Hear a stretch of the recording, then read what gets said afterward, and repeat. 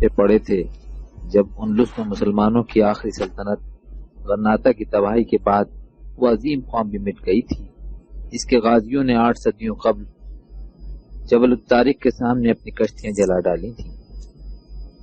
میں کتنی ہی دیر ساحل پر اترنے والے ان قافلوں کو دیکھتا رہا جن کی راہوں کے گرد و غبار میں فرزندان اسلام کے ماضی کی عظمتیں پوشیدہ تھیں، اور پھر میری آنکھوں کے سامنے وہ لمحات بھی ابھر آتے جب فرڈیننڈ کی افواج غرناطہ میں داخل ہو گئی تھیں۔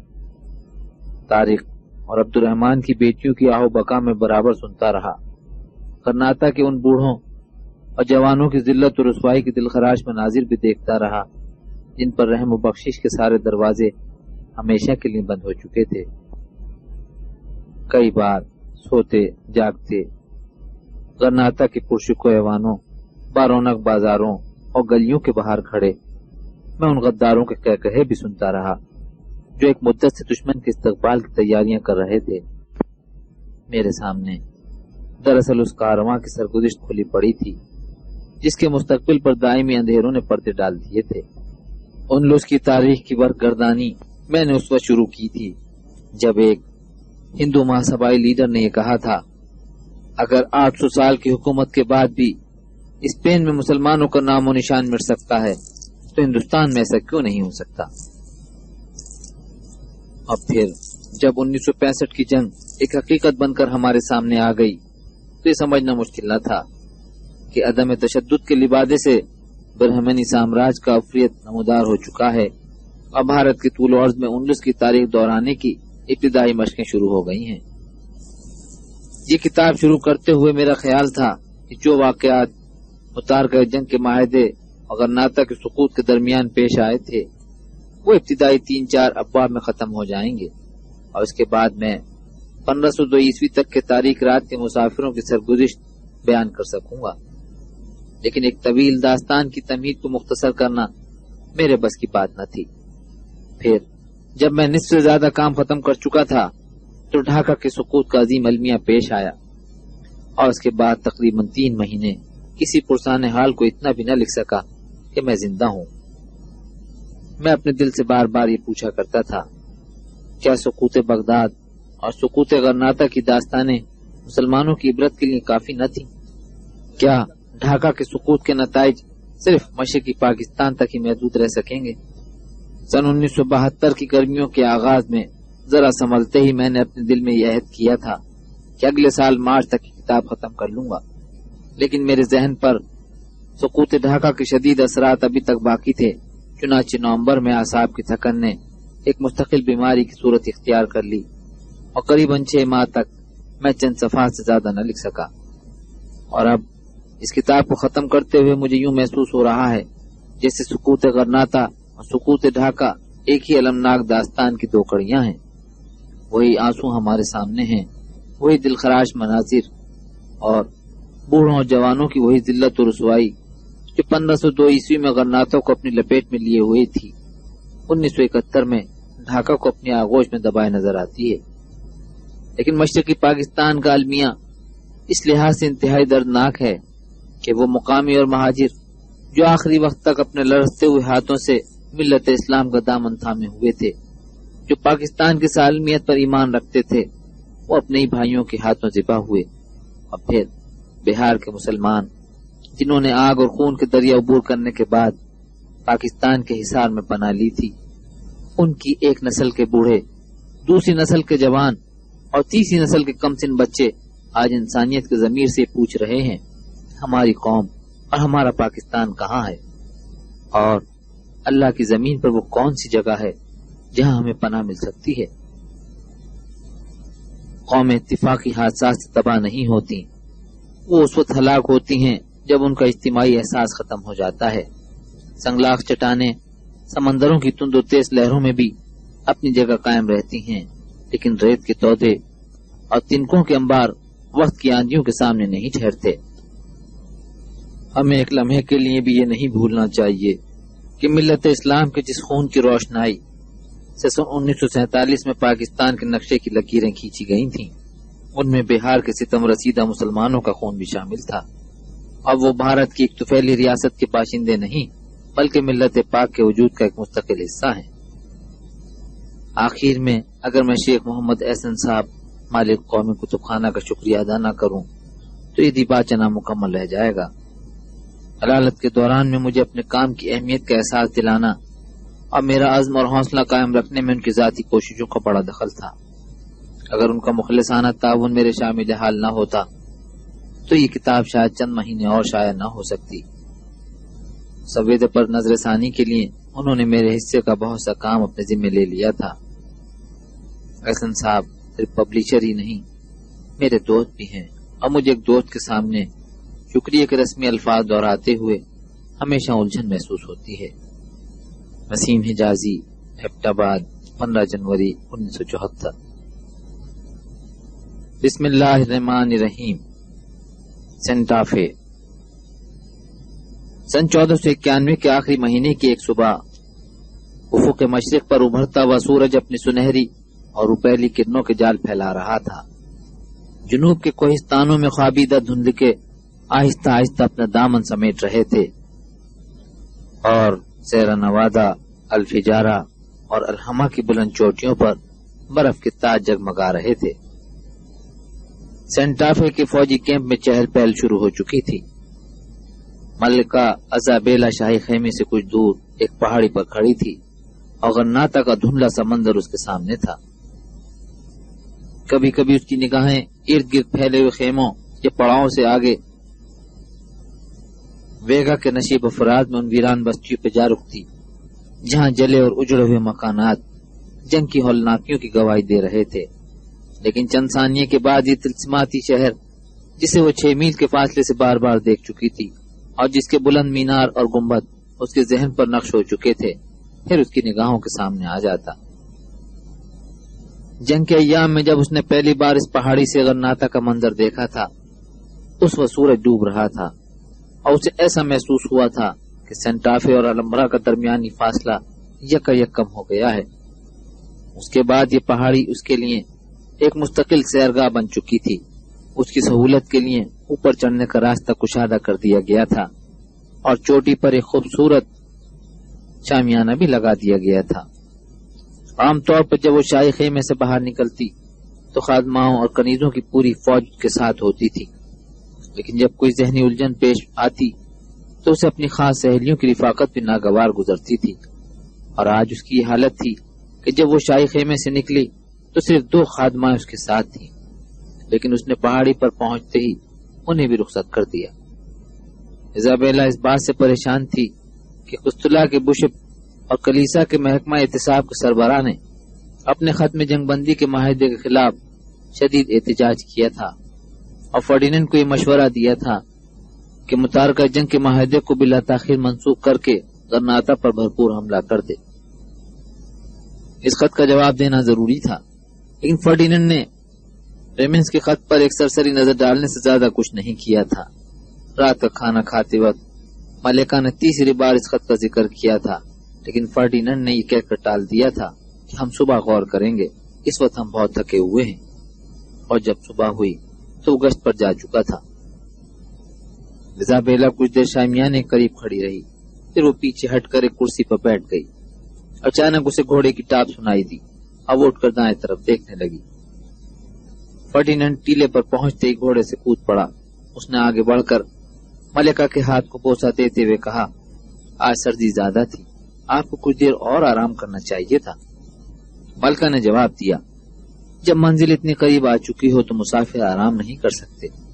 آج صبح ہوتے ہی میں آپ کو یاد دلانا چاہتی تھی کہ جنگ بندی کے 10 دن گزر چکے ہیں اور معاہدے کے مطابق ہمیں سینٹافے اور غرناطہ کے درمیان 6 میل کا فاصلہ طے کرنے میں 60 دن اور لگ جائیں گے۔ فرڈینینڈ نے جواب دیا، ملکہ آپ یہ کیوں نہیں سوچتی کہ 60 دن اور 6 میل اس قوم کی زندگی اور موت کے درمیان آخری حد فاصل ہے جس نے 800 سال اس زمین پر حکومت کی ہے۔ مجھے معلوم ہے کہ آپ کے ذہن میں ابھی تک زیمنس کے خط کا اثر ہے، لیکن اس بوڑھے پادری کو کیا معلوم کہ جس قوم کو ہم ہلاکت کے آخری کنارے پر لے آئے ہیں اس نے چند برس کے اندر اندر جبل الطارق سے لے کر پیرنیز کی چوٹیوں تک کلیسا کے سارے پرچم سرنگوں کر دیے تھے۔ زیمنس کو کون ہی سمجھا سکتا ہے کہ جب اس قوم کا زوال شروع ہو چکا تھا تو بھی کلیسا کی متحد قوت کو دریائے ٹاگس اور وادی الکبیر کے درمیان چند منازل کا فیصلہ طے کرنے میں 4 صدیاں لگ گئی تھیں، اور ان 4 صدیوں میں جب کبھی ان کا مدافعانہ جذبہ بیدار ہوتا تھا تو وہ دنوں میں برسوں کا حساب چکا دیتے تھے۔ وہ دونوں کرسیوں پر بیٹھ گئے۔ ایزابیلا نے کہا، میرا مقصد آپ کی رائے سے اختلاف نہ تھا۔ میں اس بات پر فخر کرتی ہوں جن ہاتھوں سے اندلس کی آزادی کا چراغ بجھنے والا ہے وہ میرے شوہر کے ہاتھ ہیں۔ میں صرف اشتیاق کا مظاہرہ کر رہی تھی۔ اگر آپ جیمنز کا خط اچھی طرح پڑھ لیتے تو آپ کو غلط فہمی کبھی نہ ہوتی کہ وہ آپ کی عظیم کامیابیوں کو کوئی اہمیت نہیں دیتا۔ میں نے اس کا خط پڑھ لیا تھا۔ وہ چاہتا ہے کہ ہم بلا تاخیر متارکہ جنگ کا معاہدہ منسوخ کر کے غرناطہ پر چڑھائی کر دیں۔ وہ صرف ایک پادری ہے اور میں تمام حالات پر نگاہ رکھنے والا سپاہی ہوں۔ وہی سمجھتا ہے کہ اہل غرناطہ مر چکے ہیں اور اب صرف ان کی لاشیں نوچنے کا کام باقی رہ گیا ہے، لیکن میرے نزدیک غرناطہ ایسی حالت میں بھی ایک ایسا آتش فشاں پہاڑ ہے جس کی تہ میں ابھی تک لاوا ابل رہا ہے۔ اس آتش فشاں کے دہانے پر کلیسا کے اقتدار کی مسند سجانے سے پہلے مجھے اس اطمینان کی ضرورت ہے کہ وہ لاوا ٹھنڈا ہو چکا ہے۔ یہ درست ہے کہ ہماری فوجیں غرناطہ سے صرف 6 میل دور ہیں، لیکن متارکہ جنگ کا معاہدہ کرنے سے پہلے میں نے اطمینان کر لیا تھا کہ ہماری کی 4 دیواری کے اندر لڑی جائے گی، اور جو کام ہمارے لشکر برسوں میں پورا نہیں کر سکے وہ بھی ان لوگوں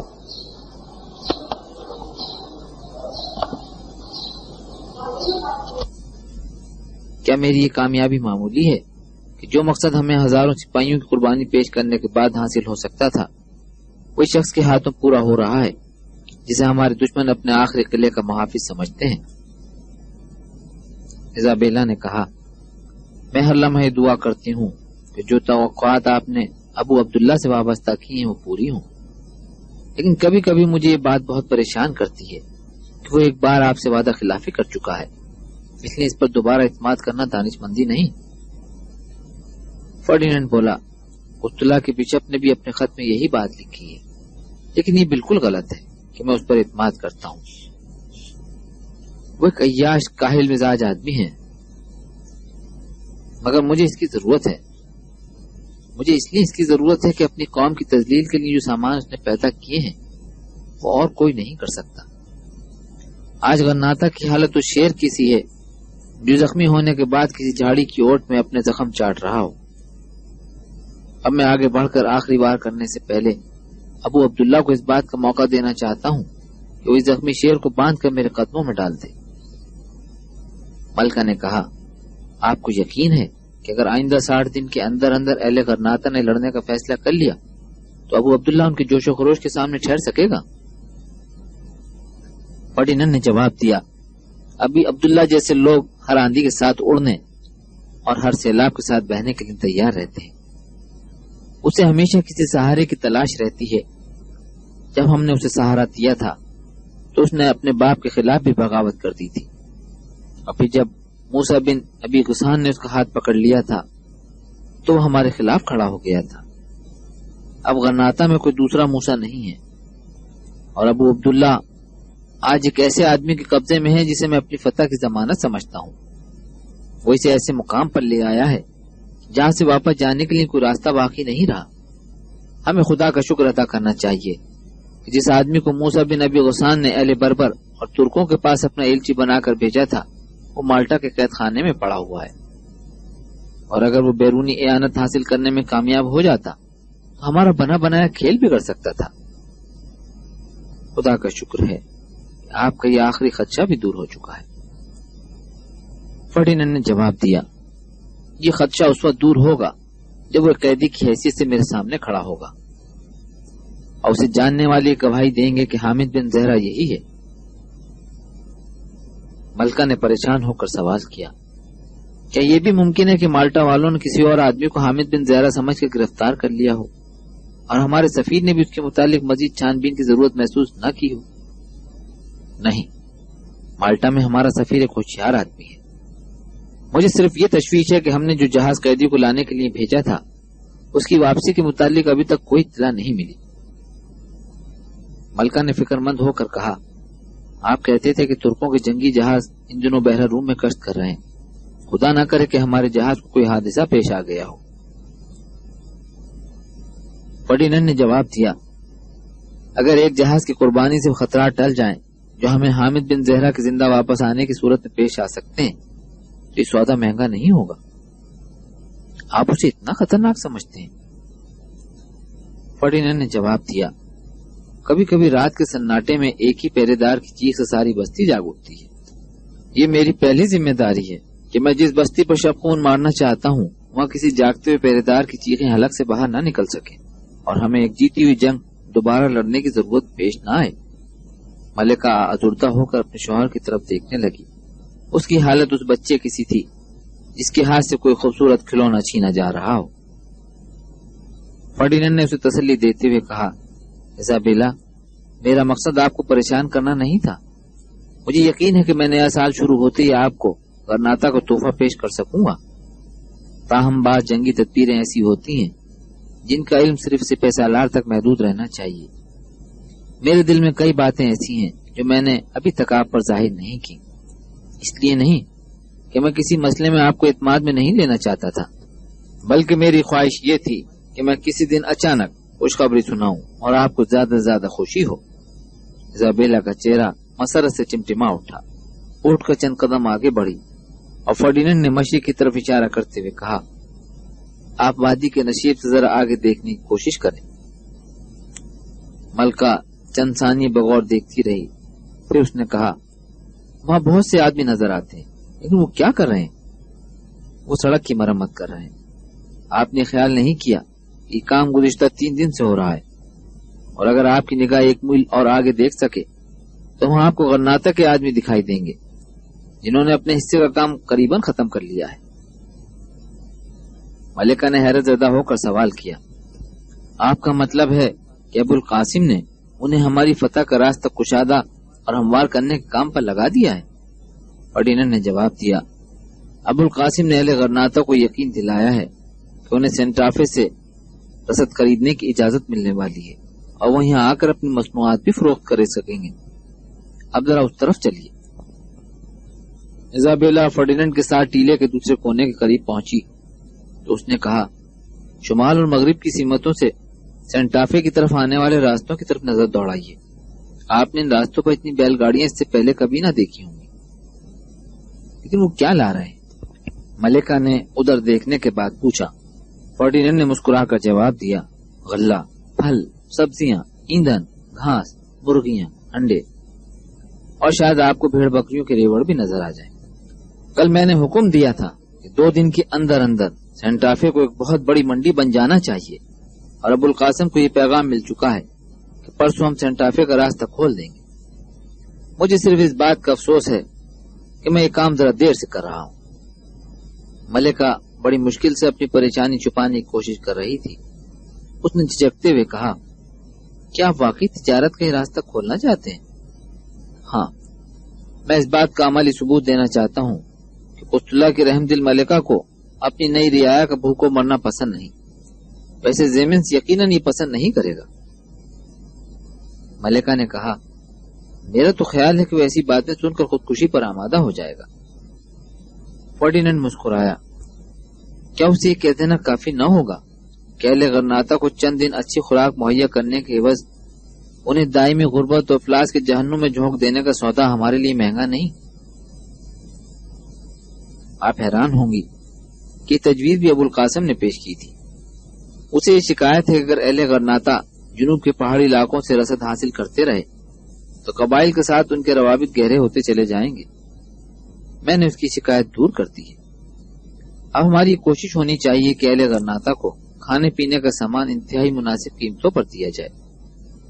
بھوکا انسان پیٹ بھرنے کے بعد لڑنے کے بجائے آرام سے سونا زیادہ پسند کرتا ہے۔ ملکہ نے کہا، اگر مجھے ان منصوبوں کا علم ہوتا تو میں اس قدر پریشان نہ ہوتی، لیکن ایک بات میری سمجھ میں نہیں آتی کہ ہمارے دشمن 800 سال اس ملک پر حکومت کرنے کے بعد اپنے مستقبل سے اتنے بے خبر ہیں کہ وہ اتنا بھی نہیں سوچ سکتے کہ جب ہمارے لیے غرناطہ کے دروازے کھل جائیں گے تو ان کا یوم حساب شروع ہو جائے گا۔ فردیننڈ نے جواب دیا، وہ سب کچھ جانتے ہیں، لیکن جب کسی قوم پر زوال آتا ہے تو اپنی سلامتی کے سیدھے راستے سے انحراف کے بہانے تلاش کیا کرتی ہے اور ہمیشہ خود کو یہ فریب دیتی ہے کہ اس کے ہیلے اس کی قوت و توانائی کا نعم البدل ہو سکتے ہیں، اور قوموں کے اخلاقی انحطاط کا آخری مرحلہ یہ ہوتا ہے جو اپنی بقا کی جد و جہد کے بجائے خودکشی کر لینا زیادہ آسان سمجھتی ہیں۔ آج یہی حالت ہمارے دشمن کی ہے۔ وہ اجتماعی زندگی کی ذمہ داریوں سے بچنے کے لیے اجتماعی ہلاکت کے خطرے سے آنکھیں بند کر لینا زیادہ آسان سمجھتے ہیں۔ یہ ہماری خوش قسمتی ہے کہ جن آدمیوں کی ذہانت اور مکاری کو وہ اپنا آخری سہارا سمجھتے ہیں وہی اپنا مستقبل ہمارے ساتھ وابستہ کر چکے ہیں۔ حضرت بلّہ نے کہا، ابو عبداللہ کو یہ معلوم ہے کہ چند ہفتوں کے بعد اس کی بادشاہت ختم ہو جائے گی اور اس کے عوض الفجارہ میں ایک چھوٹا سا علاقہ حاصل کرنے کے بعد بھی اس کی حیثیت ایک معمولی جاگیردار کی سی ہوگی۔ ہم جب بھی چاہیں گے اسے ملک سے باہر نکال دیں۔ ابو القاسم کو بھی یہ خوش فہمی نہیں ہو سکتی کہ جب ابو عبداللہ کی بادشاہت ختم ہو جائے گی تو اس کی وزارت باقی رہے گی، پھر وہ کس امید پر یہ کھیل کھیل رہے ہیں؟ فرڈیننڈ مسکرا دیا، کھیل صرف میرا ہے، وہ دونوں شطرنج کے مورے ہیں۔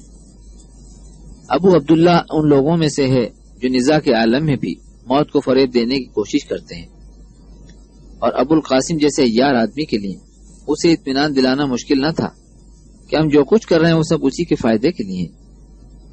جب متارکہ جنگ کے متعلق گفتگو ہو رہی تھی تو اس کی سب سے بڑی خواہش یہ تھی کہ اسے ہتھیار ڈالنے کے بعد بھی کم از کم 1 سال کے لیے الحمرا کے شاہی محلات اور قلعے سے بے دخل نہ کیا جائے، اور آپ نے میرے احتجاج کے باوجود اس کا مطالبہ تسلیم کر لیا تھا۔ آپ کو احتجاج کرنے کی ضرورت نہ تھی، میں نے یہ مطالبہ تسلیم کرنے سے پہلے اس بات کا اطمینان کر لیا تھا کہ جب ہمارا لشکر غرناطہ میں داخل ہوگا تو ابو عبداللہ الحمرا میں نہیں ہوگا۔ لیکن یہ کیسے ممکن ہے؟ ہم کس بہانے اپنے تحریری وعدے کی خلاف ورزی کر سکتے ہیں؟ ملکہ نے حیران ہو کر سوال کیا۔ ہمیں کسی بہانے کی ضرورت پیش نہیں آئے گی۔ جب وقت آئے گا تو ابو القاسم ایک دن کے اندر اندر ایسے حالات پیدا کر دے گا کہ وہ رضاکارانہ طور پر الحمرا سے نکل جائے، لیکن سر دست اسے خود فریبی میں مبتلا رکھنا ضروری ہے، اور یہی وجہ ہے کہ میں اس کا کوئی مطالبہ رد نہیں کرتا، بلکہ اس کے ایلچیوں کو تاثر دینے کی کوشش کرتا ہوں کہ ہم اسے اور بہت کچھ دینا چاہتے ہیں۔ معاہدے کے دوسرے روز ہی میں نے اسے خفیہ پیغام بھیج دیا تھا کہ غرناطہ کی مسلم رعایا کا اعتماد حاصل کرنے کے لیے مجھے ان میں سے ایک نائب السلطنت تلاش کرنا پڑے گا، اور اب وہ بیوقوف یہ سمجھتا ہے کہ الفجارہ میں اسے جاگیر دینے کے اعلان سے میرا مقصد صرف اس کی وفاداری کا امتحان لینا تھا، ورنہ میں اسے اپنا نائب السلطنت بنانے کا فیصلہ کر چکا ہوں۔ وہ خود فریبی میں مبتلا رہنا چاہتا ہے اور میں اسے خود فریبی میں مبتلا رکھنا جانتا ہوں۔ فرڈیننڈ چند ثانیے داد طلب نگاہوں سے ملکہ کی طرف دیکھتا رہا، پھر وہ اطمینان سے کہنے لگا، جہاں تک ابو القاسم کا تعلق ہے مجھے اس سے کوئی وعدہ کرنے کی بھی ضرورت نہیں۔ وہ اپنی قوم کی کشتی گرداب میں دیکھ کر ہماری کشتی میں سوار ہوا ہے، اور وہ یہ سمجھ چکا ہے کہ اب اسے زندہ رہنے کے لیے بھی ہمارے سہارے کی ضرورت ہے۔ اس لیے وہ اپنی قوم سے غداری میں اتنا آگے جا چکا ہے کہ اب اس کے لیے واپسی کا کوئی راستہ باقی نہیں رہا۔ میرا خیال ہے کہ اب آپ مطمئن ہو گئی ہوں گی۔ ہاں، ملکہ مسکرائی، اب مجھے ہر طرح کا اطمینان محسوس ہوتا ہے۔ میری تمام دعائیں قبول ہو چکی ہیں۔ آج میں فادر زیمنز کو یہ لکھوں گی کہ میرے شوہر کو سیاسی اور جنگی معاملات میں آپ کے مشوروں کی ضرورت نہیں، آپ کو صرف دعا کرنی چاہیے۔ کاش آج حامد بن زہرہ کے متعلق بھی ہمیں کوئی اطلاع مل جائے۔ فرڈیننڈ نے کہا، آپ کو اس کے متعلق پریشان ہونے کی ضرورت نہیں۔ میں نے کئی دن پہلے یہ سوچ لیا تھا کہ اہل غرناطہ کو اگر کوئی رہنما مل گیا اور اس نے عوام کو ابو عبداللہ اور ابو القاسم کے خلاف مشتعل کر دیا، اس کے ساتھ ہی اہل بربر یا ترکوں کے چند دستے بھی ان کی اعانت کے لیے پہنچ گئے تو ہمارے اس سارے منصوبے خاک میں مل جائیں گے۔ ملکہ مضطرب ہو کر شاہ کی طرف دیکھنے لگی۔ آپ نے اس کا علاج کیا سوچا؟ میں آپ کو یہ مجدہ سنا سکتا ہوں کہ میں ان خطرات کا سد باب کر چکا ہوں۔ آپ کو معلوم ہے جنگ بندی کا معاہدہ کرتے ہی میں نے یہاں سے تھوڑی دور مغرب کی طرف فوج کے لیے ایک نیا مستقر تعمیر کرنے کا حکم دیا تھا۔ اب سینکڑوں آدمی وہاں دن رات کام کر رہے ہیں۔ ہاں، لیکن اب بھی میں سمجھتی ہوں کہ وہ تنگ وادی فوج کے لیے قطعاً موزوں نہیں. اور پھر جب آپ غرناطہ کی فتح کو اس قدر یقینی سمجھتے ہیں تو ہمیں مزید لشکر کی ضرورت ہی باقی نہیں رہتی. پھر وہاں اس عارضی چھاونی تعمیر کرنے کی کیا ضرورت ہے؟ اگر میں آپ کو یہ بتاؤں کہ جب یہ چھاونی تعمیر ہو جائے گی تو غرناطہ کی کنجی آپ کے ہاتھوں میں ہوگی تو آپ یقین کر لیں گی. ملکہ نے شکایت کے لہجے میں کہا، آپ کوئی اچھی خبر سنانے سے پہلے میری ذہانت کا امتحان لینا کیوں ضروری سمجھتے ہیں؟ خدا کے لیے بتائیے کہ وہاں کیا ہونے والا ہے. فرڈیننڈ چند ثانیے فاتحانہ انداز سے اس کی طرف دیکھتا رہا. پھر اس نے کہا، میں اپنی فوج کے لیے کوئی نیا پڑاؤ نہیں بلکہ دشمن کے لیے ایک پنجرہ تیار کروا رہا ہوں جس میں غرناطہ کی روح آزادی بند کر دی جائے گی. اس مہینے کے اختتام سے پہلے غرناطہ کے 400 افسر یرغمال کے طور پر ہمارے حوالے کر دیے جائیں گے اور یہ 400 آدمی فوج کے علاوہ ان بااثر خاندانوں سے منتخب کیے جائیں گے جن کی تائید و حمایت کے بغیر غرناطہ کے اندر کوئی تحریک کامیاب نہیں ہو سکتی. ایزابیلا چند ثانیے دم بخود ہو کر اپنے شوہر کی طرف دیکھتی رہی. پھر اس نے کہا، آپ کا مطلب ہے کہ ابو عبداللہ اور اس کا وزیر انہیں بھیڑ بکریوں کی طرح باندھ کر ہمارے حوالے کر دیں گے؟ فوج اور عوام کی طرف سے کوئی مزاحمت نہیں ہوگی؟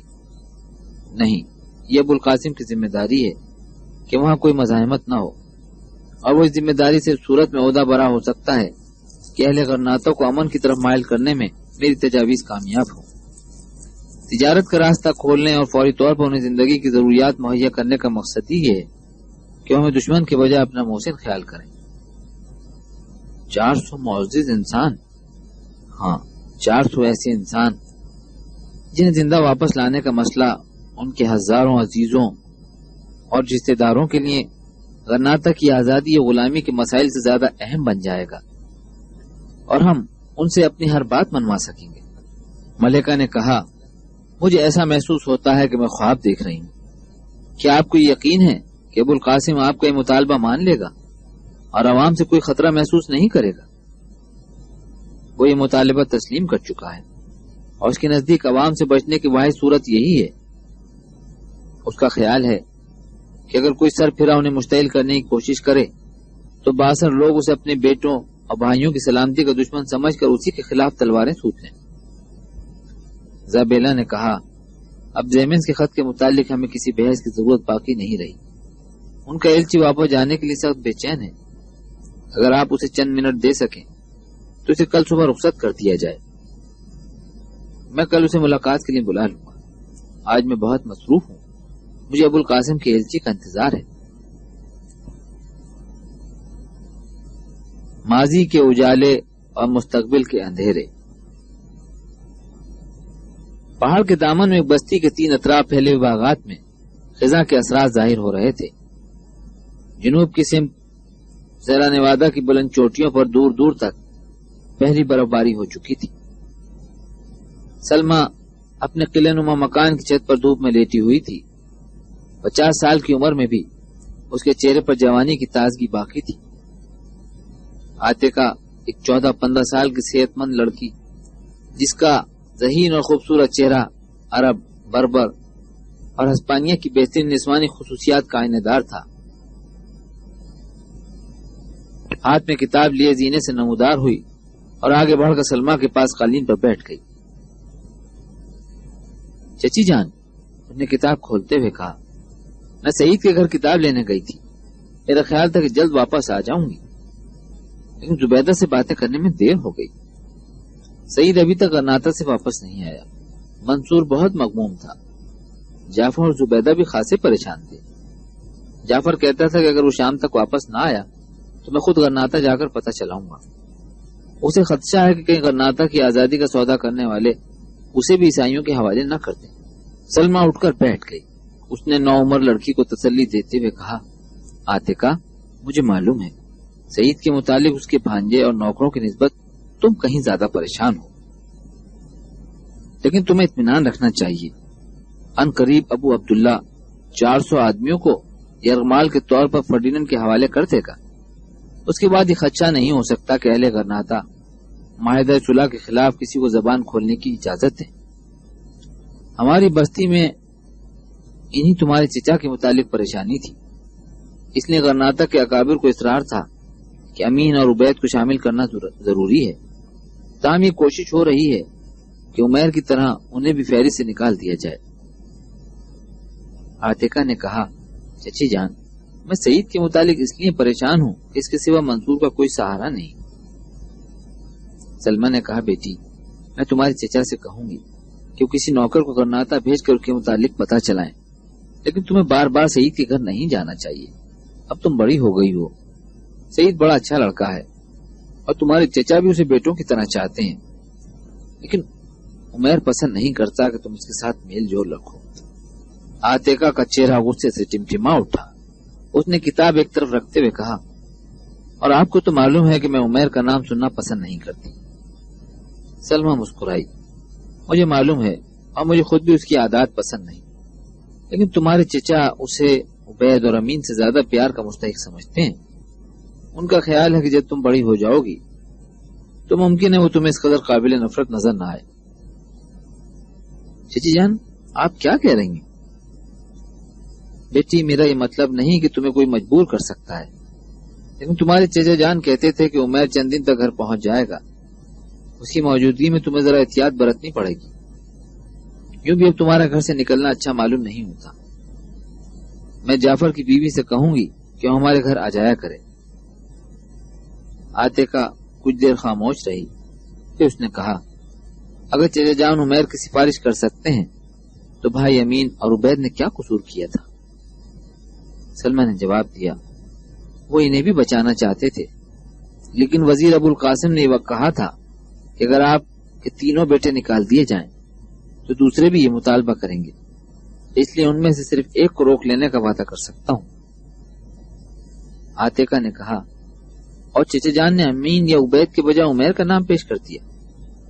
ہاں، میرا سوتیلا بیٹا ان کی کمزوری ہے، اور اس کی ماں بھی ان کی ایک بہت بڑی کمزوری تھی۔ سلمہ نے کہا، ہاں بھائی، وہ میرے لیے قیامت تھی۔ اگر تمہارے چچا کو حامد بن زہرہ کی ملامت کا خوف نہ ہوتا تو اس گھر میں میرا زندہ رہنا مشکل ہو جاتا، لیکن اب وہ مر چکی ہے اور ہمیں اس کے لیے دعا ہی کرنی چاہیے۔ عاتقہ نے کہا، زبیدہ کہتی تھی کہ وہ اشبیلیہ کسی یہودی خاندان سے تعلق رکھتی تھی اور اس کے والدین غرناطہ میں پناہ لینے کے بعد مسلمان ہوئے تھے۔ ابا جان کو اس سے سخت نفرت تھی اور امی جان بھی اسے بات کرنا پسند نہیں کرتی تھی۔ بیٹی، تمہارے والدین میرے طرفدار تھے، اور ایک مرتبہ جب انہیں معلوم ہوا کہ تمہارے چچا میرے بچوں کے ساتھ اچھا سلوک نہیں کرتے تو ہمیں غرناطہ لے گئے تھے۔ تمہارے چچا تمہارے ابا سے صرف 1.5 سال چھوٹے تھے، لیکن نصیر کے سامنے ان کی پیش نہیں جاتی تھی۔ وہ بہت جابر تھا، اس علاقے کا کوئی آدمی اس کی آنکھوں میں آنکھیں ڈال کر بات نہیں کر سکتا تھا۔ عاتقہ، جب تمہیں غصہ آتا ہے تو تمہارا چہرہ اس طرح ٹمٹما اٹھتا ہے اور تمہاری آنکھیں تو بالکل نصیر جیسی ہیں۔ چچی جان، مجھے ان دونوں کا تھوڑا تھوڑا ہوش ہے، لیکن آپ جلد ہی غرناطہ سے واپس آ گئی تھی۔ ہاں، عمیر کی ماں کی وفات کے بعد تمہارے چچا کو اپنی زیادتی کا احساس ہوا اور مجھے ان کے ساتھ واپس آنا پڑا۔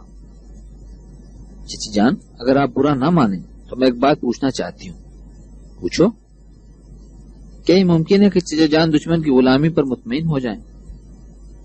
نہیں بیٹی، وہ آدمی جس کے 3 بھائی شہید ہو چکے ہوں، جس کے اپنے جسم پر زخموں کے کئی نشان موجود ہوں اور ایک ہاتھ بھی کٹ چکا ہو، وہ عیسائیوں کی غلامی پر کیسے رضامند ہو سکتا ہے؟ لیکن انہوں نے اپنے بیٹوں کو یرغمال میں بھیج دیا ہے۔ کیا اس سے ظاہر نہیں ہوتا کہ وہ دل سے اہل غرناطہ کی شکست تسلیم کر چکے ہیں؟ سلمہ نے جواب دیا، کہ ابو عبداللہ اور اس کے مشیر اتار کر جنگ کی مدت ختم ہونے سے قبل 400 آدمیوں کو یرغمال کے طور پر عیسائیوں کے حوالے کرنے پر آمادہ ہو جائیں گے۔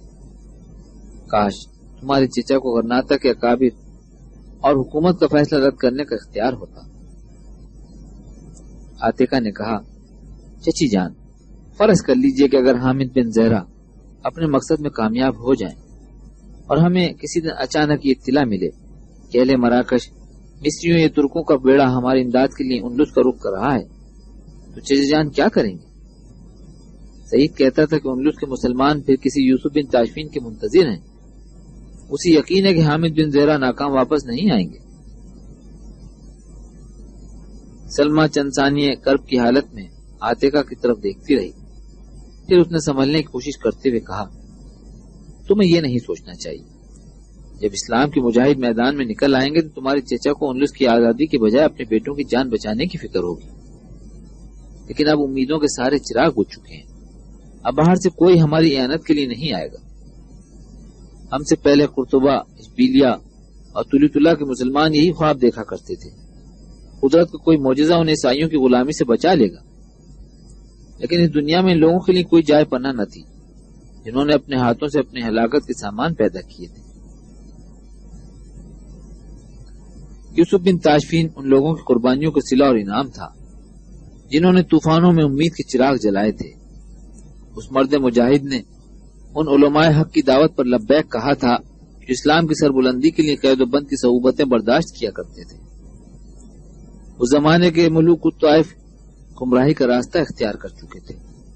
ان کی باہمی رقابتوں نے اندلس کو تباہی کے کنارے پہنچا دیا تھا. لیکن قوم کا سواد اعظم اپنے حال و مستقبل سے غافل نہ تھا. عوام اپنی آزادی کے اندرونی و بیرونی دشمنوں کو پہچانتے تھے اور ان کی صفوں میں وہ رہنما موجود تھے جو گروہوں, قبیلوں اور نسلوں کے درمیان ابھرنے والی منافرت کی دیواریں توڑ سکتے تھے. یہی وجہ تھی کہ جب یوسف بن تاشفین نے اندلس کے ساحل پر قدم رکھا تو پوری قوم اس کے استقبال کے لیے موجود تھی. عوام کا اجتماعی شعور اس قدر بیدار تھا کہ ملوک الطائف بھی اس کے جھنڈے تلے جمع ہونے پر مجبور ہو گئے تھے. لیکن غرناطہ کے امراء آج امن کے لیے اپنی آزادی کا سودا کرنا چاہتے ہیں. عوام کے اجتماعی احساس کی دولت لٹ چکی ہے اور ہمارے علماء اس خود فریبی میں مبتلا ہیں کہ جب فرڈیننڈ غرناطہ پر قابض ہو جائے گا تو وہ آرام کی نیند سو سکیں گے. غازیان اسلام نے اپنا خون پیش کیا تھا لیکن اہل غرناطہ اس مقدس خون سے اپنی آزادی کا چراغ روشن نہ کر سکے. اگر اس قوم میں زندگی کوئی رمق باقی ہوتی تو موسیٰ بن ابی غسان کے حوصلے اس کے لیے ایک آہنی حصار کام دے سکتے تھے. لیکن جب وہ عظیم مجاہد اپنی آخری تقریر کے بعد ابو عبداللہ کے دربار سے نکل رہا تھا اس وقت اس کی آنکھیں آنسوؤں سے لبریز تھیں. عاتقہ نے کہا, چچی جان, ہمیں مایوس نہیں ہونا چاہیے.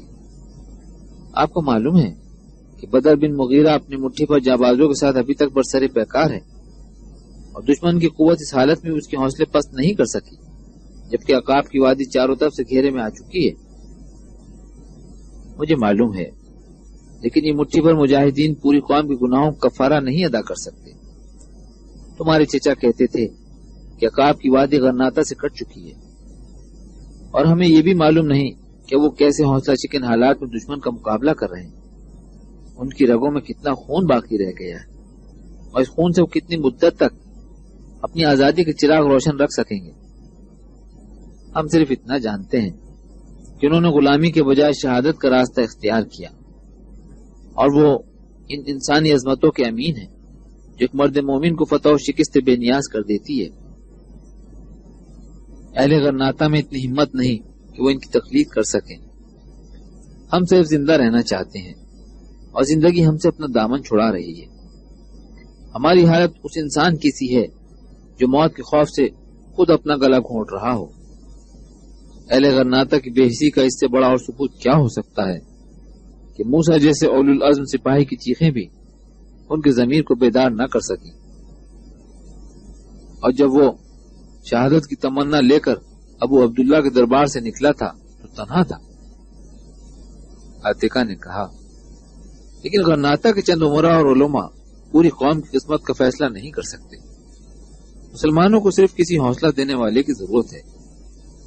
خدا کرے حامد بن زہرہ اپنے مقصد میں کامیاب ہوں, پھر آپ دیکھیں گی کہ سیرا نوادہ کے دامن میں مسلمانوں کی ہر بستی حریت پسندوں کا قلعہ بن چکی ہے اور غرناطہ کے عوام بھی جاگ اٹھے ہیں. سعید کہتا تھا کہ غرناطہ کے عوام اب بھی کسی اشارے کے منتظر ہیں. غرناطہ کے عوام اس دن کا انتظار کر رہے ہیں جب فرڈیننڈ الحمرا میں داخل ہوگا اور چند ہفتوں کے بعد ان کے مقدر کی وہ تاریک رات شروع ہو جائے گی جس کے لیے کوئی سحر نہیں ہوگی۔ اللہ سے دعائیں مانگو۔ نالے کی طرف بھاگے۔ کھڈ میں کوئی 40 لاشیں بکھری ہوئی تھیں اور آمنہ کی لاش اس کے گھوڑے کی لاش کے نیچے دبی ہوئی تھی۔ محمد وہاں نہیں تھا۔ نالے میں 11 لاشیں ملی، وہاں 5 زخمی بھی پڑے ہوئے تھے، لیکن محمد وہاں بھی نہیں تھا۔ پھر صبح ہوئی تو ایک سپاہی نے ایک ٹیلے کی چوٹی پر سے آواز دی، ادھر آؤ، محمد بن عبد الرحمن یہاں ہیں۔ ہم بھاگتے وہاں پہنچے۔ محمد بن عبد الرحمن کی لاش ٹیلے کے دوسری طرف پڑی ہوئی تھی، اس کے گرد 2 مسلمان اور 5 نصرانی سپاہیوں کی لاشیں بکھری ہوئی تھیں۔ ایک نصرانی اس سے چند قدم دور دم توڑ رہا تھا۔ محمد بن عبد الرحمن کے جسم پر 15 زخم تھے اور تلوار ابھی تک اس کے ہاتھ میں تھی۔ نائب سالار نے اپنی قبا اتار کر اس کے اوپر ڈال دی، پھر ہماری طرف متوجہ ہو کر کہا، میں آج خدا اور اس کے بندوں کے سامنے شرمسار ہوں۔ مجھے سوچنا بھی نہیں چاہیے تھا کہ محمد بن عبد الرحمن کسی خطرے سے بھاگ سکتا ہے۔ میں ابھی تک یہی سمجھ رہا تھا کہ حملہ آور ہمارے پیچھے آنے والے ساتھیوں کے نعرے سن کر بھاگ گیا تھا۔ ایسے لوگوں کی رفاقت میں جینا اور مرنا ایک سعادت ہے۔ اس کی بیوی کی لاش یہاں پہنچا دو۔ نائب سالار کو معلوم تھا کہ ہم ایک ہی بستی کے رہنے والے ہیں، چنانچہ اس نے مجھے حکم دیا کہ تم فوراً روانہ ہو جاؤ، اپنے سالار کی تلوار ان کے گھر پہنچا دو۔ حامد بن زہرا اور سعید آمنہ اور اس کے شوہر کی شہادت کی خبر ملتے ہی بستی میں پہنچ گئے۔ حامد چند دن تک وہاں رہ کر واپس چلا گیا۔ وہ منصور کو بھی اپنے ساتھ لے جانا چاہتا تھا، لیکن عاتقہ کی ماں نے اس کی پرورش اپنے ذمے لے لی۔ محمد بن عبد الرحمن کے کھیتوں اور باغات کی نگرانی اور گھر کی حفاظت جعفر کی سپرد تھی۔ اس کی بیوی زبیدہ کبھی منصور کا جی بہلانے کے لیے عمارہ کے گھر چلی جاتی تھی اور کبھی اسے اپنے ساتھ لے آتی تھی۔ عمارہ اسے مستقل طور پر اپنے پاس رکھنا چاہتی تھی اور اس نے جعفر کو بھی اپنے نوکروں کے ساتھ رہنے کی دعوت دی تھی، لیکن انہوں نے کہا، ہم اپنے آقا کا گھر غیر آباد نہیں ہونے دیں گے۔ یہی حالت سعید کی تھی۔ وہ عاتقہ اس کی ماں کے اصرار کے باوجود چند دن سے زیادہ ان کے گھر نہ ٹھہر سکا، تاہم وہ اپنے بھانجوں کو دیکھنے کے لیے دن میں 1-2 بار ان کے گھر ضرور آتا۔ جب وہ واپس جانے لگتا تو منصور اس کے ساتھ جانے کے لیے ضد کرتا۔ عاتقہ کہتی، ننھے بھائی میرے پاس نہیں رہو گے؟ نہیں، میں ماموں کے ساتھ جاؤں گا۔ تمہیں کہانی کون سنائے گا؟ ماموں جان سنائیں گے۔ سعید اسے کندھے پر بٹھا کر چل پڑتا، لیکن اپنے گھر پہنچتے اسے عاتقہ کی یاد ستانے لگتی اور وہ تھوڑی دیر بعد اسے واپس لے آتا۔ لو عاتقہ، سنبھالو اسے۔ وہ پوچھتی، کیوں منصور، ماموں سے لڑائی ہو گئی؟ ہاں، وہ منہ بسور کر جواب دیتا۔ ماموں کہانی نہیں سناتا؟ میں ماموں سے کہانی نہیں سنوں گا۔ ان دنوں کے کتنے ہی واقعات عاتقہ کے دل پر نقش تھے، لیکن زمانے نے ایک اور کروٹ لی۔ کہوں اور مسکراہٹوں کی یہ حسین دنیا ان آنسوؤں میں ڈوب کر رہ گئی جو قوم کے اجتماعی احساس کے آئینہ دار تھے۔ اب مستقبل کے افق پر تاریکیاں چھا رہی تھیں اور گاؤں کے دوسرے لڑکوں اور لڑکیوں کی طرح سعید اور عاتقہ بھی ان ملت فروشوں کی داستانیں سنا کرتے تھے جن کی بے حسی اور غداری نے کرناٹک کے لشکر اور قبائل کے مجاہدین کی عظیم فتوحات کو شکستوں میں تبدیل کر دیا تھا۔ پھر آلام و مصائب کا وہ دور شروع ہوا جب کرناٹک کے گرد فرڈیننڈ کا گھیرا بتدریج تنگ ہوتا جا رہا تھا۔ عاتقہ کا باپ نصیر بن عبد الملک کو، جو کئی میدانوں میں داد شجاعت دے چکا تھا، اس بستی کے شمال میں کچھ 5 میل دور ایک قلعے اور اس کے دائیں بائیں ان چوکیوں کی کمان مل چکی تھی جن کا مقصد سیر اور میجا اور فجار کی جانب سے کرناٹک کے لیے رسد و کمک کے راستے محفوظ رکھنا تھا۔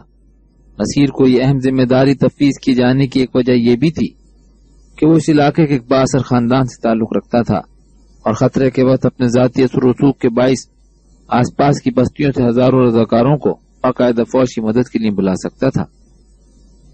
عاتقہ کے باپ نے نئی ذمہ داری قبول کرتے ہی پہاڑی قبائل میں جوش جہاد پیدا کرنے کے لیے حامد بن زہرا کی خدمات کی ضرورت محسوس کی۔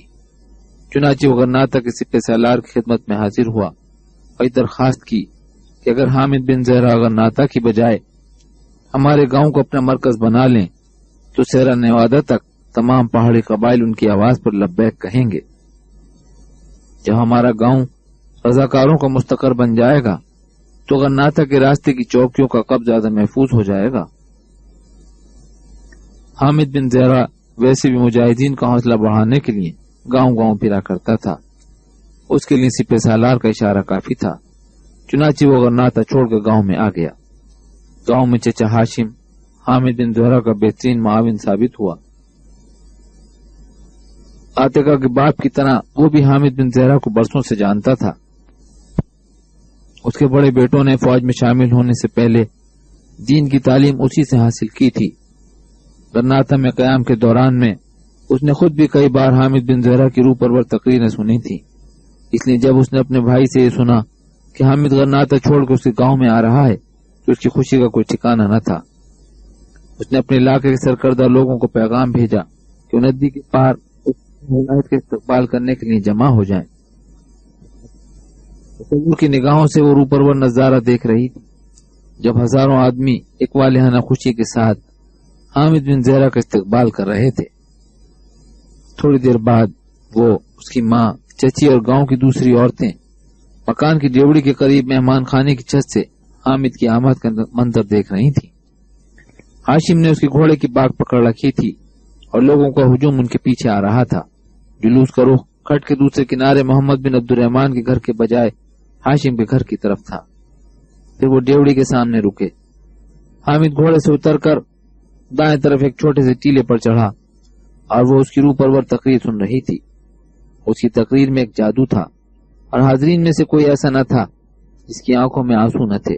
وہ کہہ رہا تھا، میرے عزیزوں، قوم کی زندگی میں ایک وقت ایسا بھی آتا ہے جبکہ اجتماعی بقا کے تقاضے ہر فرد کو دشمن کے سامنے سینہ سپر ہونے پر مجبور کر دیتے ہیں۔ جوانوں کی طرح بوڑھوں، بچوں اور عورتوں کو بھی تلوار اٹھانی پڑتی ہے، اور آج الحمرا کی دیواروں کے پتھر بھی یہ کہہ رہے ہیں کہ اب غرناطہ کی آزادی کے بجھتے ہوئے چراغوں کو دوبارہ روشن کرنے کے لیے صرف قوم کے فرزندوں کا خون ہی کافی نہیں ہے، بلکہ قوم کی بیٹیوں کو بھی اپنا خون پیش کرنا ہوگا۔ اور وہ اپنے دل میں کہہ رہی تھی، کاش میں اپنے قوم کی ایک بیٹی کی حیثیت سے اپنے حصے کی ذمہ داریاں پوری کر سکوں۔ اور جب 2 دن بعد اس کا باپ تھوڑی دیر کے لیے گھر آیا تو اس نے کہا تھا، ابا جان، حامد بن زہرہ کہتے تھے کہ آج قوم کے ہر فرد کو سپاہیانہ تربیت کی ضرورت ہے۔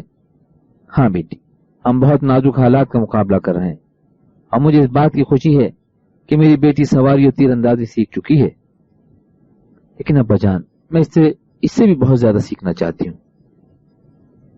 تم کیا سیکھنا چاہتی ہو بیٹی؟ میں جہاد کا عملی تجربہ حاصل کرنا چاہتی ہوں۔ آپ مجھے قلعے میں اپنے پاس کیوں نہیں لے چلتے؟ وہاں مجھے استاد بھی مل سکتے ہیں۔ تمہارا قلعہ یہ گھر ہے بیٹی، اور خدا نخواستہ اگر کوئی برا وقت آ جائے تو مجھے یقین ہے کہ تم اپنی حفاظت کر سکو گی، لیکن انشاءاللہ ایسا وقت نہیں آئے گا، اور تمہیں صحیح سے بہتر استاد کون مل سکتا ہے؟ میں نے رضاکاروں کے ساتھ اسے تیر اندازی کی مشق کرتے دیکھا ہے۔ وہ تیغ زنی میں بھی کافی مہارت حاصل کر چکا ہے۔ وہ اپنی عمر کے لحاظ سے 2 سال اور فوج میں بھرتی نہیں ہو سکتا، اور میں اس سے کہوں گا کہ جب تک وہ یہاں ہے باقاعدہ تمہیں وقت دیا کرے۔ عمیر بھی اب فارغ التحصیل ہو چکا ہے، کل یہاں پہنچ جائے گا، 3 ہفتے گھر رہے گا، تم اس سے بھی بہت کچھ سیکھ سکتی ہو۔ ابا جان، وہ تو مجھے سعید کے ساتھ سواری کرنے سے بھی منع کیا کرتا تھا۔ ایک دن میں صحن میں تیر اندازی کی مشق کر رہی تھی تو اس نے میری کمان توڑ ڈالی تھی۔ باپ مسکرایا، وہ تھوڑا سا بیوقوف ہے، بہت زیادہ بیوقوف ہے ابا جان۔ وہ امی جان سے کہتا تھا کہ آپ نے عاتقہ کو بگاڑ دیا ہے۔ ایک دن اس نے سعید کے منہ پر تھپڑ مار دیا تھا۔ اس کے باپ نے کہا، سعید اس سے عمر میں چھوٹا ہے، لیکن یہ ممکن نہیں کہ حامد بن زہرہ کا بیٹا اسے تھپڑ کھا کر خاموش رہے۔ ابا جان، سعید نے بھی اسے دھکا دے کر ندی میں گرا دیا تھا۔ بیٹی، یہ بچپن کی باتیں ہوں گی، اب وہ کافی سمجھدار ہو چکا ہے۔ نہیں ابا جان، غرناطہ میں رہ کر وہ زیادہ بیوقوف ہو گیا ہے، کہتا ہے کہ میں بڑا ہو کر سپہ سالار بنوں گا۔ یہ تو کوئی بری بات نہیں، لیکن وہ یہ بھی تو کہتا تھا کہ جب میں سپہ سالار بنوں گا تو سعید کو گدھے پر سوار کر کے سارے شہر میں پھراؤں گا۔ اس کا باپ ہنس پڑا، وہ تمہیں چڑھاتا ہوگا بیٹی۔ عمارہ نے کہا، عاتقہ کے لیے تعلیم جاری رکھنا بھی ضروری ہے، میرا خیال ہے کہ اسے حامد کے گھر بھیج دیا کروں۔ نصیر نے جواب دیا، اگر وہ تھوڑا بہت وقت نکال سکیں تو یہ اس کی خوش قسمتی ہوگی، لیکن یہاں ان کے کام کی نوعیت ایسی ہے کہ انہیں عام طور پر گھر سے باہر رہنا پڑے گا۔ تاہم میں آج ہی ان سے درخواست کروں گا کہ جب انہیں فرصت ملے وہ اس کو بلا لیا کریں۔ ویسے اس کو میری سفارشات کی ضرورت نہیں، حامد بن زہرہ اسے بہت پیار کرتے ہیں۔ اس کے بعد جب حامد بن زہرہ گاؤں میں ہوتا تھا تو اس کے لیے تھوڑا بہت وقت نکال لیتا، اور جب وہ دورے پر روانہ ہوتا تو پڑھنے کے لیے کتابیں دے جاتا۔ سعید بلا ناغہ اسے تیر اندازی اور تیغ زنی سکھایا کرتا تھا، لیکن ان کی رفاقت کا یہ نیا دور بہت مختصر تھا۔ فرڈیننڈ کی افواج نے شمال کے زرخیز علاقے تباہ اور ویران کرنے کے بعد غرناطہ کے سامنے ڈیرے ڈال دیے تھے۔ اس لیے جنوب کے ان قلعوں کی اہمیت بہت بڑھ گئی تھی، ان کی بدولت پہاڑی علاقوں سے رسد و کمک کے راستے محفوظ تھے۔ نصیر کو کئی دن گھر آنے کا موقع نہیں ملتا تھا، اس لیے اس نے اپنی بیوی اور بیٹی کو اپنے پاس بلا لیا تھا۔ یہ قلعہ زیادہ بڑا نہ تھا، اس کے اندر صرف 500 سپاہی رہ سکتے تھے، لیکن محل وقوع کے اعتبار سے اس قدر محفوظ تھا کہ حملہ آوروں کو اس کے قریب پہنچنے کے لیے کئی دشواریوں کا سامنا کرنا پڑتا تھا۔ یہ قلعہ ایک بلند ٹیلے پر واقع تھا۔ شمال کی جانب کوئی 200 گز نیچے ایک نالا تھا۔ جنوب سے غرناطہ کی طرف جانے والی سڑک قلعے کے دروازے سے 100 قدم کے فاصلے پر بائیں طرف مڑتی تھی اور شمال مشرقی کونے سے اس قدر قریب آ جاتی تھی کہ فصیل کے برج سے گرنے والے پتھر بھی تیروں سے زیادہ خطرناک ثابت ہو سکتے تھے۔ پھر یہ سڑک پہاڑی کے کنارے کنارے بل کھاتی ہوئی نالے کے پل تک جا پہنچتی تھی۔ قلعے سے لے کر نالے کے پل تک اس کی ڈھلوان اتنی خطرناک تھی کہ غرناطہ کی طرف سامان لے جانے والی بیل گاڑیوں کو سہارا دینے اور خالی واپس آنے والی گاڑیوں کو دھکیلنے کے لیے چند آدمی ہر وقت قلعے اور پل کے قریب موجود رہتے تھے۔ پل کی حفاظت کے لیے نالے کے پار بھی سپاہیوں کا ایک دستہ متعین تھا۔ قلعے کی مغربی سمت بھی کچھ 1.5 میل دور ایک گہرا کھڈ اس قلعے کے لیے خندق کام دیتا تھا۔ جنوب کی طرف قلعے کا قب ان وادیوں اور پہاڑیوں کی بدولت محفوظ تھا، جہاں جنگجو قبائل کی بستیاں ناقابل تسخیر قلعوں کا کام دیتی تھیں، جن قابل گزر مقامات سے کسی اچانک حملے کا خطرہ ہو سکتا تھا وہاں فوج کی باقاعدہ چوکیاں موجود تھیں۔ قلعے کے جنوب مغربی کونے میں ایک 2 منزلہ مکان کا بالائی حصہ اس کے باپ کی رہائش کے لیے مخصوص تھا۔ نچلے حصے میں 2 اور افسروں کے بال بچے رہتے تھے۔ اس کے لیے قلعے کا ماحول اپنے گاؤں کے ماحول سے مختلف تھا۔ گاؤں میں اسے کچھ عرصے سے آزادانہ گھوڑا بھگاتے ہوئے جھجک محسوس ہوتی تھی، اس لیے صبح کے چھٹپٹے میں سیر کے لیے نکلا کرتی تھی، لیکن یہاں اسے پوری آزادی تھی۔ وہ ہر روز کئی کو سواری کیا کرتی تھی اور اسے قرب و جوار کی گھاٹیاں اور پگڈنڈیاں اپنے ہاتھ کی لکیروں کی طرح یاد ہو گئی تھی۔ قلعے کی طرح باہر کی چوکیوں کے محافظ بھی اسے دور سے دیکھ کر پہچان لیتے تھے۔ شروع میں جب وہ قلعے سے باہر نکلتی تھی تو ایک نوکر اس کے ساتھ ہوتا تھا، لیکن چند دنوں بعد اسے محافظ کی ضرورت نہ تھی۔ وہ بھاگتے ہوئے گھوڑے سے تیر چلانے کی مشق کیا کرتی تھی۔ سپاہی اسے دیکھتے اور ان کے مرجھائے ہوئے چہروں پر تازگی آ جاتی۔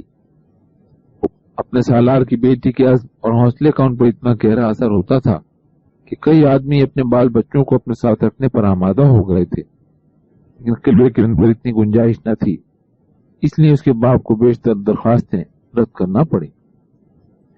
ایک افسر کی بیوی نے اس کے لیے دختر غرناطہ کا نام پسند کیا تھا اور چند دنوں میں یہ نام قلعے کے علاوہ آس پاس کی چوکیوں اور بستیوں میں مشہور ہو گیا تھا۔ غروب آفتاب کے قریب وہ کبھی اپنے مکان کی چھت سے اور کبھی نالے کے پار ایک ٹیلے سے جنوب کے نشیب کی طرف دیکھا کرتی، جہاں لہلہاتے کھیتوں اور سرسبز باغات کا سلسلہ غرناطہ تک چلا جاتا تھا۔ کبھی کبھی وہ جنوب کی سمت گھوڑا دوڑاتے ہوئے اپنے گاؤں میں جا نکلتی۔ اس کا چچا عام طور پر حامد کے ساتھ دورے پر رہتا تھا۔ وہ اپنی چچی سے ملتی، پھر منظور کو دیکھنے کے بہانے اس کے گھر چلی جاتی اور واپسی پر حامد کے کتب خانے سے کوئی کتاب اٹھا لاتی۔ سعید ان رضاکاروں میں شامل ہو چکا تھا جنہیں اہل غرناطہ کو سامان رسد پہنچانے کی ذمہ داری سونپی گئی تھی، اور اسے غرناطہ سے واپسی پر تھوڑی دیر کے لیے اس کو دیکھنے کا موقع مل جاتا تھا۔ غرناطہ کا محاصرہ کرنے کے بعد فرڈیننڈ نے کئی بار اس قلعے پر قبضہ کرنے کی کوشش کی تھی، لیکن اسے کامیابی نہ ہوئی۔ ایک رات عیسائیوں نے بڑی جمعیت کے ساتھ 3 طرف سے حملہ کیا اور ان کے سواروں کے چند دستے پل کے قریب پہنچ گئے، لیکن انہیں بھاری نقصان اٹھانے کے بعد پسپا ہونا پڑا۔ قلعے کے محافظ اس کامیابی پر خوشیاں منا رہے تھے کہ مشرق کی ایک چوکی کے محافظوں کی غفلت سے فائدہ اٹھا کر دشمن کی پیادہ فوج نے نالا عبور کر لیا اور ایک طویل چکر کاٹنے کے بعد خود کے سپاہی قلعے کے قریب آ گئے۔ انہوں نے کئی بار سیڑھیوں اور کمندوں کی مدد سے فصیل پر چڑھنے کی کوشش کی، لیکن تیروں کی بارش میں ان کی پیش نہ گئی۔ ایک ساعت بعد آس پاس کی بستیوں کے رضاکار وہاں پہنچ گئے اور دشمن نے شدید نقصان اٹھانے کے بعد پسپائی اختیار کی۔ اگر واپسی پر نالا عبور کرتے ہوئے ان کی ایک تہائی فوج ہلاک ہو چکی تھی۔ اس نے پہلی بار اس لڑائی میں عملی حصہ لیا تھا، لیکن طلوع سحر سے قبل اس کے باپ کو بھی یہ معلوم نہ ہو سکا کہ وہ تیر انداز جو اس سے چند قدم کے فاصلے پر کھڑا تھا اور جس کے کمان سے نکلنے والے ہر تیر کے بعد نیچے سے ایک چیخ سنائی دیتی تھی، اس کی اپنی بیٹی تھی۔ وہ مردوں کا لباس پہنے ہوئی تھی، اس کا چہرہ خود میں چھپا ہوا تھا۔ نصیر اسے شاباش دینے کے ارادے سے آگے بڑھا تو اچانک اسے خود سے باہر نکلے ہوئے خوبصورت بالوں کی لٹ دکھائی دی اور اس کی نگاہیں نازک ہاتھوں پر مرکوز ہو کر رہ گئیں جو پھولوں سے کھیلنے کے لیے بنائے گئے تھے۔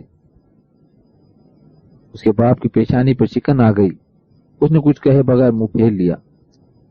وہ قدر تذبذب کی حالت میں کھڑی رہی، پھر اس نے قدر سہمی آواز میں کہا، ابا جان آپ خفا ہو گئے؟ اس کے باپ نے مڑ کر اس کی طرف دیکھا۔ اس کے ہونٹوں پر ہلکی سی مسکراہٹ تھی اور آنکھوں میں آنسو تیر رہے تھے۔ ایک سپاہی نے آگے بڑھ کر کہا، جناب یہ نوجوان انعام کا مستحق ہے، میں اس کے قریب کھڑا تھا، مجھے یقین ہے کہ رات کے اندھیرے کے باوجود اس کا کوئی تیر خالی نہیں گیا۔ اس کے باپ نے پیار سے اس کے خود پر ہاتھ رکھتے ہوئے کہا، یہ نوجوان میری بیٹی ہے اور اسے غرناطہ کی آزادی سے زیادہ کسی اور انعام کی خواہش نہیں۔ اور اب ماضی کے الہامات اس کے لیے سرمایہ حیات بن چکے تھے۔ پھر وہ دن بھی آ گئے جب غرناطہ کے گرد دشمن کا گھیرا تنگ ہوتا جا رہا تھا اور وہ اپنے اول العزم باپ کے چہرے پر پریشانی اور تھکاوٹ دیکھا کرتی تھی۔ قلعے کے آس پاس دفاعی چوکیوں پر دشمن کے حملے شدت اختیار کر رہے تھے۔ باہر سے کئی زخمی قلعے کے اندر آ چکے تھے اور ان کی جگہ قلعے کے نئے محافظ چوکیوں پر بھیجے جا چکے تھے۔ اس کے باپ نے سپاہیوں کی کمی پوری کرنے کے لیے آس پاس کے علاقوں سے رضاکار بھرتی کرنے شروع کر دیے تھے اور اس کے ساتھ ہی غرناطہ سے کمک کا مطالبہ بھی کیا تھا۔ 2 دن بعد وہاں سے 20 پیادہ سپاہی اور 8 سوار پہنچ گئے۔ ان کا سالار عتبہ کے نام سے متعارف ہوا تھا۔ اس کی آنکھیں بھوری اور داڑھی کے بال سرخ تھے۔ عاتقہ کو اپنے باپ کی زبانی معلوم ہوا کہ وہ مالکہ کی جنگ میں قید ہوا تھا اور نصرانی اسے اشبیلیہ لے گئے تھے۔ 2 ہفتے قبل یہ 5 اور قیدیوں کے ساتھ فرار ہو کر غرناطہ پہنچا تھا۔ فوج کے مستقر سے معلوم ہوا تھا کہ وہ ایک ذہین افسر ہے اور اس کے ساتھیوں میں ایک نوجوان بہت اچھا توپچی ہے۔ 2 ہفتے بعد عتبہ اپنی مستعدی اور پرشناسی کے باعث اس کے باپ کا اعتماد حاصل کر چکا تھا اور اسے 50 سپاہیوں کی کمان مل چکی تھی۔ قلعے میں اس کے متعلق مشہور تھا کہ وہ صرف حکم سننا اور حکم دینا جانتا ہے۔ اس کے چہرے پر کبھی مسکراہٹ نہیں آتی۔ ایک دن ایک زخمی کی برہم پٹی میں مصروف تھی۔ اچانک اسے محسوس ہوا کوئی دروازے میں کھڑا ہے۔ اس نے مڑ کر دیکھا تو عتبہ تھا۔ اسے متوجہ پا کر وہ منہ پھیر کر ایک طرف ہٹ گیا۔ ایک دن وہ گھوڑے پر سوار ہو کر قلعے سے باہر نکلی اور مشرق کی طرف نکل گئی۔ قلعے سے 3 میل دور ایک تنگ گھاٹی کے موڑ پر اسے عتبہ ایک تیز رفتار گھوڑے پر سوار دکھائی دیا۔ اس نے اسے راستہ دینے کے لیے اپنا گھوڑا ایک طرف ہٹا لیا، لیکن عتبہ نے اس کے قریب پہنچ کر اچانک گھوڑے کی باگ کھینچ لی۔ اس کی طرف ایک نظر دیکھا، پھر آنکھیں جھکاتے ہوئے کہا، معاف کیجیے، آپ کو تنہا اس علاقے میں نہیں آنا چاہیے۔ کل ہی ہمیں یہاں کی چوکی سے تھوڑی دور دشمن کی نقل و حرکت کی اطلاع ملی تھی۔ عام حالات میں بھی اگر قلعے کے محافظ کی صاحبزادی باہر نکلے تو اس کی حفاظت کا تسلی بخش انتظام ہونا چاہیے۔ آپ اسے گستاخی نہ سمجھیے، آپ کو خطرے سے آگاہ کرنا میرا فرض ہے۔ جنوب کی سڑک نسبتاً محفوظ ہے، لیکن اس طرف جاتے ہوئے بھی آپ کے ساتھ کوئی محافظ ضرور ہونا چاہیے۔ اس نے جواب دیا، آپ میری فکر نہ کریں، میرا زیادہ دور جانے کا ارادہ نہیں تھا، اور جو مشورہ آپ مجھے دے رہے ہیں اس پر آپ کو خود بھی عمل کرنا چاہیے۔ میں آپ کا مطلب نہیں سمجھا۔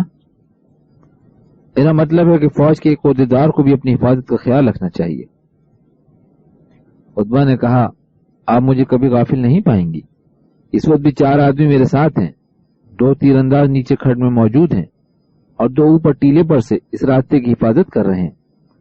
باقی آس پاس کے علاقے میں دشمن کو تلاش کر رہے ہیں، لیکن اگر میں پکڑا جاؤں تو بھی نصرانیوں کی قید میں میرے لیے نئی بات نہیں ہوگی۔ مگر آپ کو شاید معلوم نہیں وہ عورتوں کے ساتھ کیا سلوک کرتے ہیں۔ آپ ایک بہادر باپ کی بیٹی ہیں اور میں آپ کے متعلق بہت کچھ سن چکا ہوں، لیکن آپ برا نہ مانیں تو میں آپ کو مشورہ دوں گا۔ موجودہ حالات میں آپ کو قلعے میں نہیں رہنا چاہیے، آپ کا گاؤں زیادہ محفوظ ہے۔ اگر اجازت دیں تو میں آپ کے والد سے التجا کروں کہ آپ کو فی الفور وہاں بھیج دیں۔ نہیں، انہیں پریشان کرنے کی ضرورت نہیں، میں محتاط رہنے کا وعدہ کرتی ہوں۔ مجھے اس بات کی اجازت ہے کہ میں آپ کے ساتھ رہوں۔ عتبہ اب پوری ڈٹائی کے ساتھ اس کی طرف دیکھ رہا تھا، لیکن اس کا چہرہ غصے سے ٹمٹما اٹھا۔ اس نے گھوڑے کی باگ موڑتے ہوئے کہا، نہیں، آپ اپنا کام کریں۔ پھر آن کی آن میں اس کا گھوڑا ہوا سے باتیں کر رہا تھا۔ اس کے بعد اس نے اسے دوبارہ ہم کلام ہونے کا موقع نہ دیا۔ وہ سواری کے لیے کہیں دور جانے کے بجائے قلعے کے آس پاس گھوم گھام کر واپس آ جاتی، تاہم جب بھی وہ اپنی قیامگاہ سے باہر نکلتی اسے محسوس ہوتا سرخ بالوں اور بھوری آنکھوں والا یہ آدمی قلعے کے کسی نہ کسی گوشے سے اسے گھور رہا ہے۔ حملہ اور غداری۔ اور پھر وہ ان لمحات کا تصور کر رہی تھی جب قلعے کے اندر اس کی امیدوں اور سپنوں کی دنیا یکایک بھیانک تاریکیوں میں گم ہو کر رہ گئی تھی۔ ایک رات وہ گہری نیند سو رہی تھی کہ ایک خوفناک دھماکے سے مکان کی دیواریں لرز اٹھی، کمرے میں تاریکی تھی۔ وہ کچھ دیر خوف اور اضطراب کی حالت میں بستر پر پڑی رہی، پھر اسے آدمیوں کی چیخ پکار سنائی دینے لگی۔ اٹھ کر بیٹھ گئی، اپنی ماں کو آوازیں دینے لگی۔ برابر کے کمرے کا دروازہ کھلا۔ عمارہ نے سہمی آواز میں کہا، میں یہی ہوں۔ امی جان، کیا ہوا؟ ابا جان کہاں ہیں؟ مجھے کچھ معلوم نہیں، وہ ابھی نیچے گئے ہیں، شاید دشمن نے حملہ کر دیا ہے، لیکن میں نے خوفناک دھماکہ سنا تھا، میرا خیال تھا کہ شاید زلزلہ آ گیا ہے۔ وہ بستر سے کود کر ساتھ والی دیوار کی کھوٹیوں سے اپنی وردی اور اسلحہ تلاش کرنے لگی۔ عمارہ تاریکی میں ہاتھ پھیلائے ہوئے آگے بڑھی۔ اس نے اس کا ہاتھ پکڑتے ہوئے کہا، بیٹی تم کیا کر رہی ہو؟ تمہارے ابا جان کا حکم ہے، تمہیں مکان سے باہر نہیں نکلنا چاہیے۔ وہ سینے کا دروازہ باہر سے بند کر گئے ہیں، کہتے تھے میں ابھی واپس آتا ہوں۔ امی جان، میں ابا جان کے حکم عدولی نہیں کروں گی، لیکن ان کے واپس آنے سے پہلے ہمیں لباس تبدیل کر لینا چاہیے۔ عمارہ نے کوئی جواب نہ دیا، اس کا دل بے طرح دھڑک رہا تھا۔ تھوڑی دیر بعد وہ اپنا لباس تبدیل کرنے کے بعد ہتھیار لگا رہی تھی کہ کمر رسیدہ نوکر ہاتھ میں مشعل اٹھائے 4 عورتوں اور 7 بچوں کے ساتھ کمرے میں داخل ہوا۔ ابا جان کہاں ہیں؟ اس نے سوال کیا۔ وہ نیچے ہیں، ان کا حکم ہے کہ آپ دروازہ بند رکھیں۔ کمان اٹھا کر دروازے کی طرف بڑھی، لیکن بوڑھے سپاہی نے لپک کر اس کا بازو پکڑ لیا۔ بیٹی تم باہر نہیں جا سکتی، دشمن مغربی دیوار کے شکاف سے قلعے کے اندر داخل ہونے کی کوشش کر رہا ہے۔ ہم نے اسے پیچھے ہٹا دیا ہے، لیکن حالات بہت ہی تشویشناک ہیں۔ دشمن کا توپ خانہ یہاں کیسے پہنچ گیا؟ بیٹی دیوار بارود سے اڑا دی گئی ہے، فصیل کے نیچے وہ سرنگ جس کے اندر بارود بھرا گیا تھا باہر سے نہیں بلکہ کسی غدار نے اندر سے کھودی ہے۔ یہ کیسے ہو سکتا ہے؟ یہ کیسے ممکن ہے؟ تمام پہرے دار سو گئے ہوں۔ بیٹی فصیل کے ساتھ سپاہیوں کی کوٹڑیاں ہیں اور سرنگ ایک کوٹڑی سے کھودی گئی ہے۔ فصیل کا شگاف زیادہ بڑا نہیں، لیکن اس کے ساتھ کئی کمرے پیوندے زمین ہو گئے۔ میں نیچے نہیں جاؤں گی، لیکن میں فصیل سے تیر چلا سکتی ہوں۔ اس نے اپنا بازو چھڑانے کی کوشش کی، لیکن عمارہ اس سے لپٹ گئی۔ بیٹی خدا کے لیے ان کا کہا مانو۔ سپاہی نے کہا، جب فصیل کا شکاف بند ہو جائے گا تو میں تمہیں نہیں روکوں گا، لیکن موجودہ حالات میں تمہیں اپنے باپ کی حکم عدولی نہیں کرنی چاہیے۔ اس نے بددل ہو کر کہا، بہت اچھا، میں فصیل پر نہیں جاؤں گی، لیکن مکان کی چھت تو محفوظ ہے، کم از کم مجھے وہاں تو جانے دو۔ بیٹی دشمن اس طرف نہیں دوسری طرف ہے، اور دیکھو تم مجھے جہاد میں حصہ لینے سے روک رہی ہو۔ سپاہی نے کہہ کر مشعل دیوار کے ساتھ لگا دی اور باہر نکل کر دروازے کو کنڈی لگا دی۔ تھوڑی دیر بعد قلعے کی مغربی جانب آدمیوں کا شور کم ہونے لگا۔ تو اپنے دل کو تسلی دے رہی تھی کہ شاید دشمن پسپا ہو رہا ہے، لیکن پھر یکایک قلعے کی مشرق کی جانب سے شور اٹھا، اس کا دل بیٹھنے لگا۔ اب اسے لڑنے والوں کی چیخو پکار کے ساتھ تلواروں کی جھنکار بھی سنائی دے رہی تھی۔ کمرے میں عورتیں اور بچے سہمی ہوئی نگاہوں سے ایک دوسرے کی طرف دیکھ رہے تھے۔ اس کے دل میں اچانک ایک خیال آیا، بھاگتی ہوئی عقب کے کمرے میں چلی گئی۔ کمرے کے اندر گھر کا فالتو ساز و سامان اور لکڑی کے 2 صندوق پڑے ہوئے تھے۔ اس نے صندوق پر کھڑی ہو کر پچھلی دیوار کا دریچہ کھولا اور باہر جھانکنے لگی، لیکن نیچے اسے دشمن کی کوئی آثار نظر نہ آئے۔ بیٹی تم کیا کر رہی ہو؟ امارا نے اس کے قریب آ کر کہا۔ کچھ نہیں امی جان، میں باہر دیکھ رہی تھی لیکن اس طرف کوئی نہیں۔ اس نے جلدی سے دریچہ بند کر دیا، اپنی ماں کے ساتھ دوسرے کمرے میں چلی گئی۔ پھر سیڑھیوں کی طرف آدمیوں کی آوازوں کے ساتھ تھوڑی دیر بعد قدموں کی آہٹ سنائی دینے لگی۔ وہ دم بخود ہو کر برابر کے کمرے کی طرف دیکھنے لگی۔ زینے اور ملاقات کے کمرے کے دروازے کھلے، اس کے باپ کی آواز سنائی دی۔ خدا کے لیے وقت ضائع نہ کرو، اب دشمن کو اس مکان تک پہنچنے میں زیادہ دیر نہیں لگے گی۔ تم میں سے 2 آدمی زینے کی حفاظت کریں اور باقی چھت پر پہنچ کر جنوبی فصیل کے محافظوں کا آوازیں دیتے رہیں۔ اگر انہوں نے ہمت سے کام لیا تو ہو سکتا ہے کہ دشمن رات کے وقت مزید نقصانات کا خطرہ مول لینے کے بجائے صبح کا انتظار کرے۔ تم انہیں باہر نکال کر تمام دروازے بند کر دو۔ وہ مشال اٹھا کر برابر کے کمرے کی طرف دیکھنے لگی۔ چند ثانیے بعد نصیر ملاقات کے کمرے سے نمودار ہوا۔ اسے دیکھتے ہی امارا، جس نے اپنے لرزتے ہوئے ہاتھوں سے اپنی بیٹی کا ایک بازو تھام رکھا تھا، چیخ مار کر فرش پر گر پڑی۔ عاتقہ سکتے کے عالم میں اپنے باپ کا لہو لہان چہرہ دیکھ رہی تھی۔ نصیر نے آگے بڑھ کر امارا کو اپنے بازو میں اٹھا لیا اور اسے بستر پر لٹانے کے بعد نڈھال سا ہو کر ایک کرسی پر گر پڑا۔ اس کی نگاہیں امارا کے چہرے پر مرکوز تھیں۔ وہ کہہ رہا تھا، امارا میں زندہ ہوں، میں بالکل ٹھیک ہوں۔ ایک عورت چلائی، تم کیا دیکھ رہی ہو؟ ان کا خون بہ رہا ہے۔ پھر وہ آگے بڑھ کر اپنی چادر سے اس کا خون پوچھنے لگی۔ عاتقہ اپنے حواس پر قابو پاتے ہی بھاگ کر دوسرے کمرے میں گئی، برہم پٹی کے سامان کا تھیلا اٹھا لائی۔ وہ ایک عورت کے ہاتھ میں مشل دے کر تھیلا کھول رہی تھی کہ اس کا عمر رسیدہ نوکر عبداللہ کمرے میں داخل ہوا۔ اس نے دروازے بند کرتے ہوئے کہا، آپ بچوں کو پچھلے کمرے میں لے جائیں اور انہیں خاموش رکھیں۔ ایک عورت نے کہا، خدا کے لیے طبیب کو جلد بلا لاؤ، ان کا زخم بہت گہرا ہے۔ اس وقت طبیب کو تلاش کرنا ممکن نہیں، عاتقہ بیٹی، اب یہ کام تمہیں ہی کرنا پڑے گا۔ اس نے کانپتے ہوئے ہاتھوں سے اپنے باپ کے سر کے زخم کی مرہم پٹی کی۔ اس کے باپ نے قمیض پھاڑ کر پسلی میں ایک اور زخم دکھاتے ہوئے کہا، بیٹی جلدی کرو، میرے ساتھی میرا انتظار کر رہے ہیں۔ تھوڑی دیر بعد دوسرے زخم کی مرہم پٹی سے بھی فارغ ہو چکی تھی اور اس کا باپ دوبارہ اپنی بیوی کی طرف متوجہ ہو چکا تھا۔ امارا نے آنکھیں کھول دی، کچھ دیر اپنے شوہر کی طرف ٹکٹکی باندھ کر دیکھتی رہی۔ اس کے ہونٹ تو ہل رہے تھے لیکن حلق سے آواز نہیں نکل رہی تھی۔ نصیر نے اپنا ہاتھ اس کے سر پر رکھتے ہوئے مسکرانے کی کوشش کی، اس کے ساتھ اس کی آنکھیں آنسوں سے نمناک ہو گئیں۔ امارا نے اس کا ہاتھ پکڑ کر اپنے ہونٹوں سے لگا لیا، سسکیاں لیتے ہوئے کہا، آپ کے زخم؟ اس نے جواب دیا، میرے زخم بہت معمولی ہیں، تم یوں ہی ڈر گئی تھی۔ امارا اٹھ کر بیٹھ گئی۔ ابا جان اب کیا ہوگا؟ عاتقہ نے بڑی مشکل سے کہا۔ نصیر نے مڑ کر اس کی طرف دیکھا اور اپنے ہاتھ پھیلا دیے۔ اس نے فرش پر گھٹنے ٹیک کر اپنا سر باپ کی گود میں رکھ دیا۔ وہ بڑی مشکل سے اپنی سسکیاں ضبط کر رہی تھی۔ اس کا باپ جیسے اپنے آپ سے کہہ رہا تھا، میری عاتقہ، میری بہادر بیٹی، اب تمہیں زیادہ ہمت سے کام لینا پڑے گا۔ ہم باہر کے دشمن کے دانت تو کھٹے کر سکتے ہیں لیکن اپنے گھروں میں چھپے ہوئے غداروں کا مقابلہ نہیں کر سکتے۔ ہم نے انہیں بھگا دیا تھا، میرے ساتھیوں نے فصیل کا شگاف اپنی لاشوں سے بھر دیا تھا، لیکن غداروں کو دروازہ کھولنے کا موقع مل گیا۔ میں ہمیشہ اس کے متعلق اپنے دل میں خلش محسوس کیا کرتا تھا۔ ابا جان آپ کو سرخ بالوں والے آدمی پر تو شک نہیں؟ مجھے شک نہیں، یقین ہے، وہ دشمن کا جاسوس ہے۔ جس جگہ سے فصیل کو اڑایا گیا ہے وہاں اس کے ساتھیوں کی کوٹڑیاں ہیں۔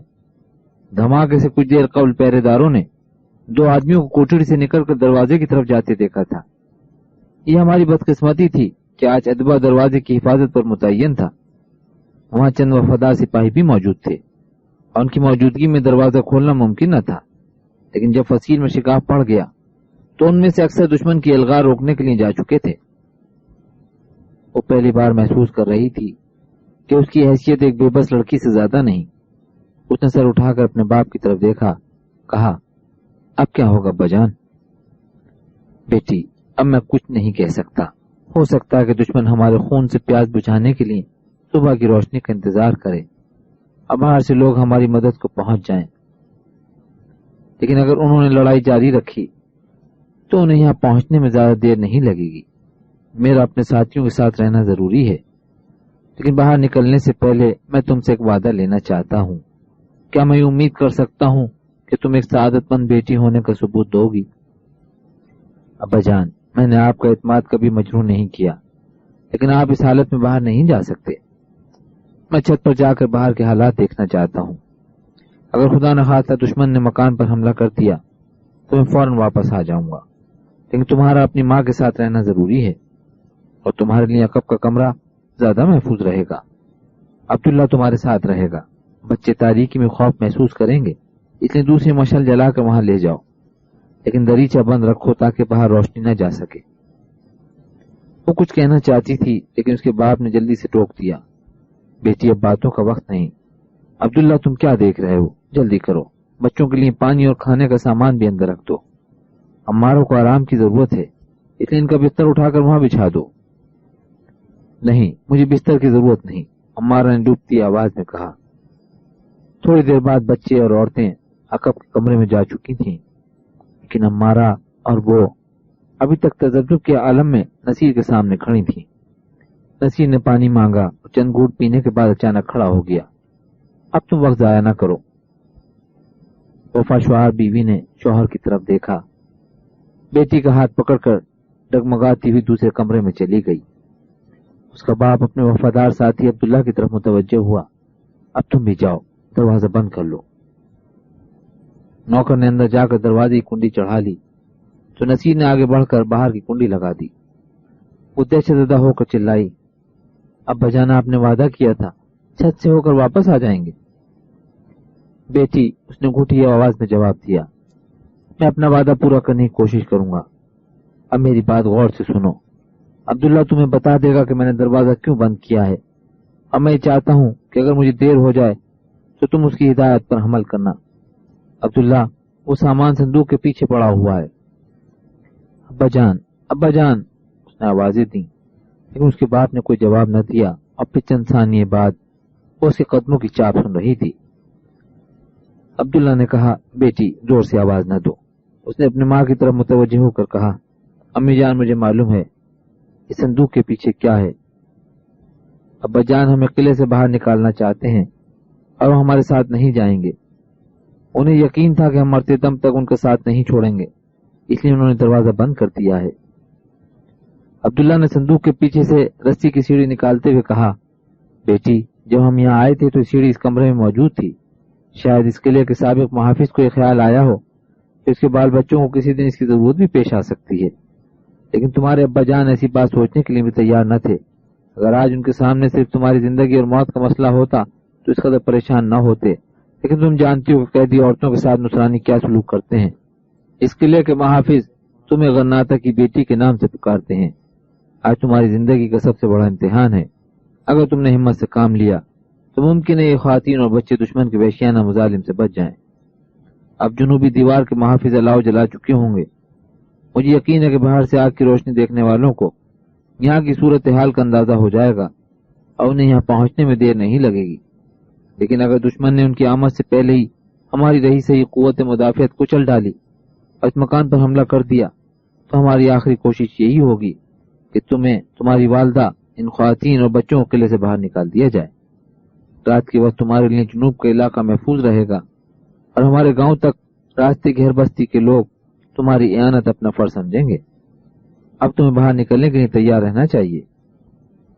جب میں سیڑھی لٹکانے کے لیے دریچہ کھولوں گا تو مشعل بجھا دی جائے گی۔ آپ میں سے جو پہلے نیچے اتریں وہ ادھر ادھر بھاگنے کے بجائے فصیل کے قریب اپنے دوسرے ساتھیوں کا انتظار کریں اور پھر کھڑکی کی طرف اتر جائیں۔ تھوڑی دیر بعد عبداللہ سیڑھی چھت کے نیچے دیوار میں آہنی کھوٹیوں کے ساتھ باندھ چکا تھا۔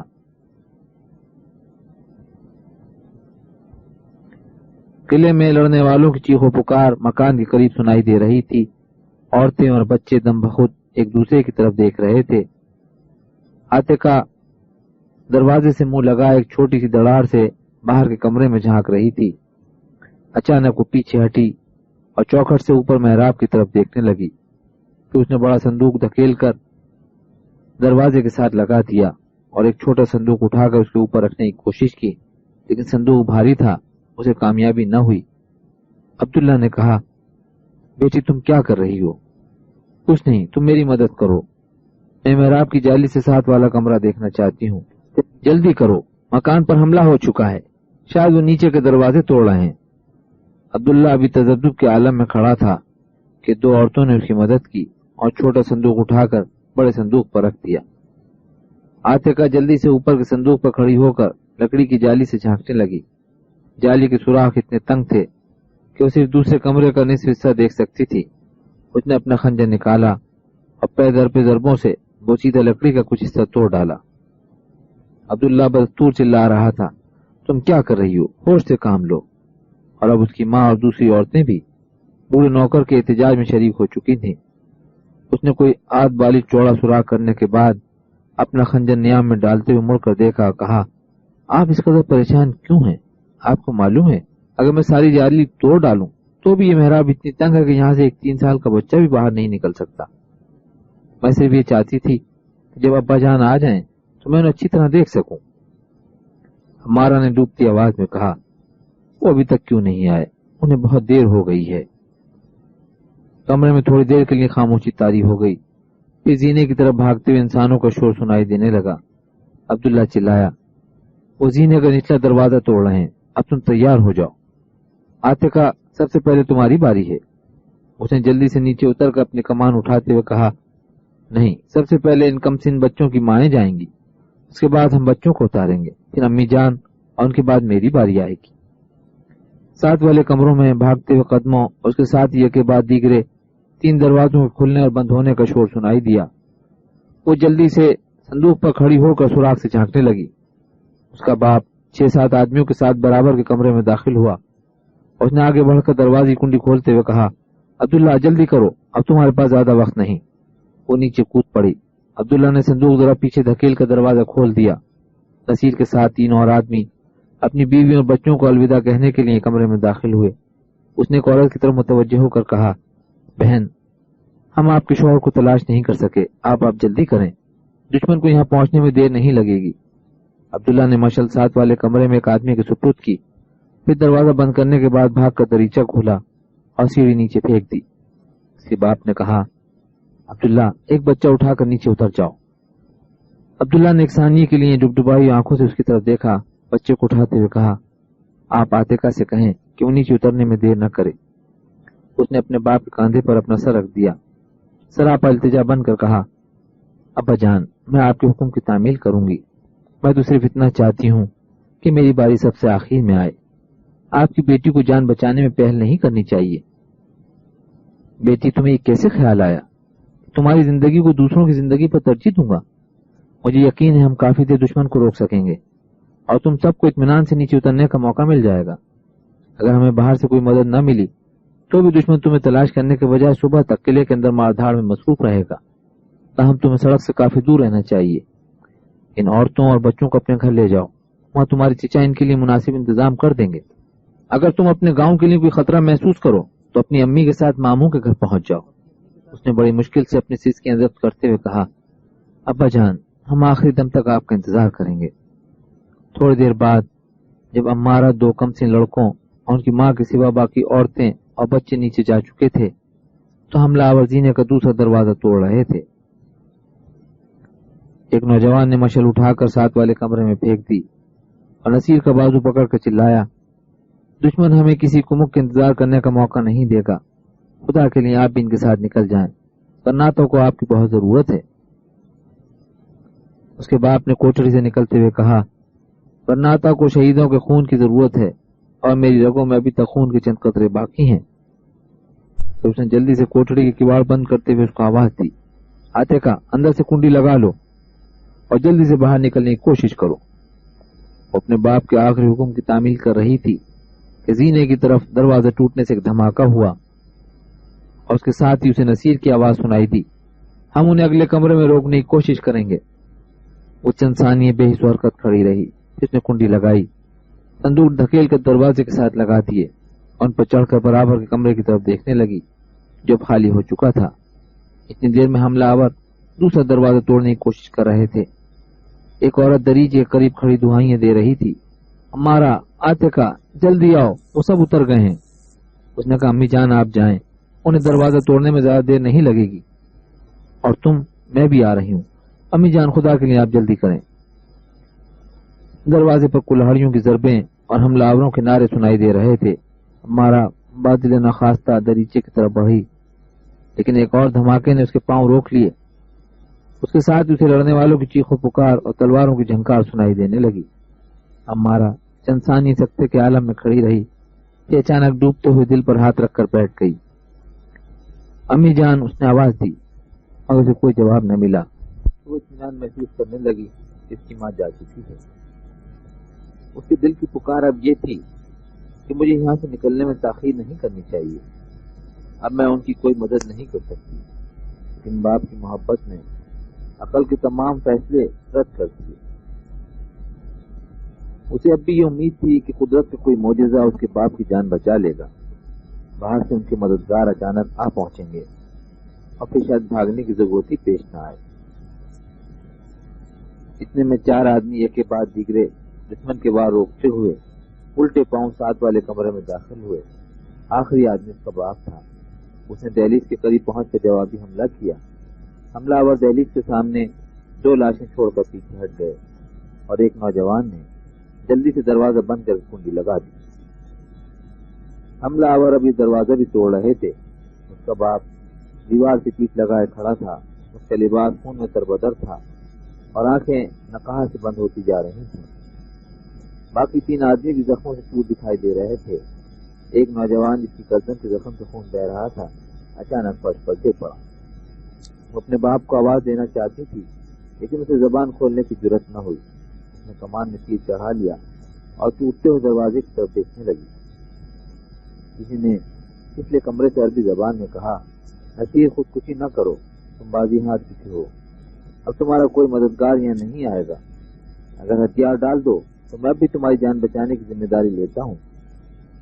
نصیر چلایا، اتبا تم غدار ہو، تم نے قوم کی آزادی کا سودا کیا ہے، لیکن میری تلوار صرف موت ہی چھین سکتی ہے، تم صرف میری لاش کی قیمت وصول کر سکو گے، مجھے عیسائیوں کو غلام بنانے کا معاوضہ حاصل نہیں کر سکتے۔ اب یہ دروازہ بھی ٹوٹ گیا۔ ایک دیو قامت نصرانی کلہاڑی اٹھائے آگے بڑھا اور اس کے ساتھ ہی آتے کا تیر اس کی شہرت میں بے وقت ہو گیا۔ وہ گر پڑا اور اس کے پیچھے آنے والے ادھر ادھر سمٹ گئے، لیکن آدمیوں کا ایک ریلا اپنے ساتھی کی لاش کے اوپر سے پلانگتا ہوا کمرے میں داخل ہو گیا۔ اس کا باپ 2 آدمیوں کو زخمی کرنے کے بعد پیچھے ہٹا اور اس نے عقبی کمرے کے دروازے کے ساتھ پیٹ لگا دی۔ اس کا ایک ساتھی فرش پر گر کر دم توڑ چکا تھا اور باقی 2 سے دائیں بائیں زخمی شیروں کی طرح لڑ رہے تھے۔ اس کے تیروں سے 2 اور نصرانی زخمی ہو چکے تھے اور نصیر چلا رہا تھا، آتے کا میرا کہاں مانو، جلدی کرو، تمہیں میری نافرمانی نہیں کرنی چاہیے تھی۔ یہ اچانک یہ آواز خاموش ہو گئی۔ وہ سوراخ سے ان دشمنوں کی تلواروں اور نیزوں کو دیکھ سکتی تھی جو دروازے کے ساتھ پڑی ہوئی لاشوں سے آخری انتقام لے رہے تھے۔ عاتقہ کا دل اس ہولناک منظر سے لرز اٹھا، اس کی آنکھوں میں آنسو تیرنے لگے، دل ڈوبنے لگا۔ قریب تھا کہ وہ بے ہوش ہو جاتی، مگر حالات کی نزاکت کے پیش نظر اس نے اپنے آپ کو بڑی مشکل سے سنبھالا۔ اتباع حملہ آوروں کے ہجوم کو چیرتا ہوا آگے بڑھا۔ عاتقہ نے تیر چلانے کی کوشش کی لیکن وہ اچانک اس شدت سے بچ نکلا۔ اس نے اپنے ساتھیوں سے کہا، تم پاگل ہو، میں نے کہا تھا کہ تم نے ایک ایسے آدمی کو قتل کر دیا جس کو گرفتار کر کے ہم بہت بڑا کام دے سکتے تھے۔ ایک آدمی نے آگے بڑھ کر دروازے کو دھکا دیتے ہوئے کہا، اس کمرے کے اندر بھی آدمی موجود ہے۔ اتباع نے کہا، تم بیوقوف نہ بنو، اس کمرے میں عورتوں اور بچوں کے سوا اور کوئی نہیں اور انہیں زندہ گرفتار کرنا ضروری ہے۔ اتباع کے ساتھیوں میں سے صرف 2 آدمیوں کو عاتقہ اچھی طرح دیکھ سکتی تھی، ان کے پیچھے اتباع کے چہرے کا بیشتر حصہ اس کی نگاہوں سے اوچھل تھا۔ اتبا نے قدر توقف کے بعد کہا مجھے معلوم ہے کہ تم اندر ہو اور تمہارے تیروں سے ایک ایسا آدمی مارا گیا ہے کہ جان بہت قیمتی تھی. مجھے افسوس ہے کہ میں تمہارے باپ کی جان نہ بچا سکا لیکن میں تمہاری جان بچا سکتا ہوں. تمہیں یاد ہے کہ میں نے تمہیں اپنے گھر چلے جانے کا مشورہ دیا تھا. اب میں تمہارے علاوہ تمہاری والدہ اور باقی عورتوں بچوں کو بھی پناہ دے سکتا ہوں. ہم یہ دروازہ آنکھ جھپکنے میں توڑ سکتے تھے لیکن میں تمہیں فاتح لشکر کے ظلم اور وحشت سے بچا لینا چاہتا ہوں. ہم یہ جنگ ہار چکے ہیں اور میں تمہارے علاوہ ان لوگ کی لاکھوں بیٹیوں کو ہلاکت سے بچانا چاہتا ہوں. تم ایک عاقبت اندیش کرتی ہو. میں ان لوگ کے مسلمانوں کو مزید تباہی سے بچانے کے لیے تمہاری تعاون کا طلبگار ہوں. مجھ پر اعتماد کرو، دروازہ کھول دو. میں یہ نہیں چاہتا کہ تمہیں قیدی کی حیثیت سے اس لشکر کے سامنے پیش کیا جائے. میں تمہیں عزت کے ساتھ تمہارے گھر بھیجنے کی ذمہ داری لیتا ہوں اور تمہاری وجہ سے تمہارا گاؤں بھی محفوظ رہے گا. خدا را میرے وعدے پر اعتبار کرو ورنہ مجھے یہ دروازہ توڑنا پڑے گا. گفتگو کے دوران اتبا کا پورا چہرہ اس کے سامنے آ چکا تھا لیکن جب وہ تیر چلانے لگی تو پیچھے سے کوئی آہٹ محسوس ہوئی. عاتقہ تم؟ عبداللہ نے سہمی ہوئی آواز میں کہا اور اس کے ساتھ اس کے لرزتے ہوئے ہاتھوں سے تیر چھوٹ گیا. اتبا زخم کھا کر ایک طرف ہٹا اور وہ آنکھ جھپکنے میں اس کے دائیں ابرو کے قریب کٹی ہوئی جلد اور چھدے ہوئے کان سے زیادہ نہ دیکھ سکی. اتبا چلایا ایک طرف ہٹ جاؤ، جھک کر آگے بڑھو، دروازہ توڑ دو. وہ جلدی سے نیچے اتر آئی. عاتقہ تم کیا کر رہی ہو؟ عبداللہ چلا رہا تھا. خدا کے لیے ہوش سے کام لو. تمہاری امی کہاں ہیں؟ امی؟ اس نے سراسیمہ ہو کر کہا. وہ نیچے نہیں پہنچی؟ نہیں. خدا کے لیے بتاؤ وہ کہاں ہیں؟ وہ اضطراب کی حالت میں آگے بڑھی لیکن دریچے کے قریب اس کے پاؤں کو ٹھوکر لگی. ایک ثانیے کے لیے اس کو سانس گھٹ کر رہ گیا. پھر وہ چلائی چچا امی جان یہاں ہیں.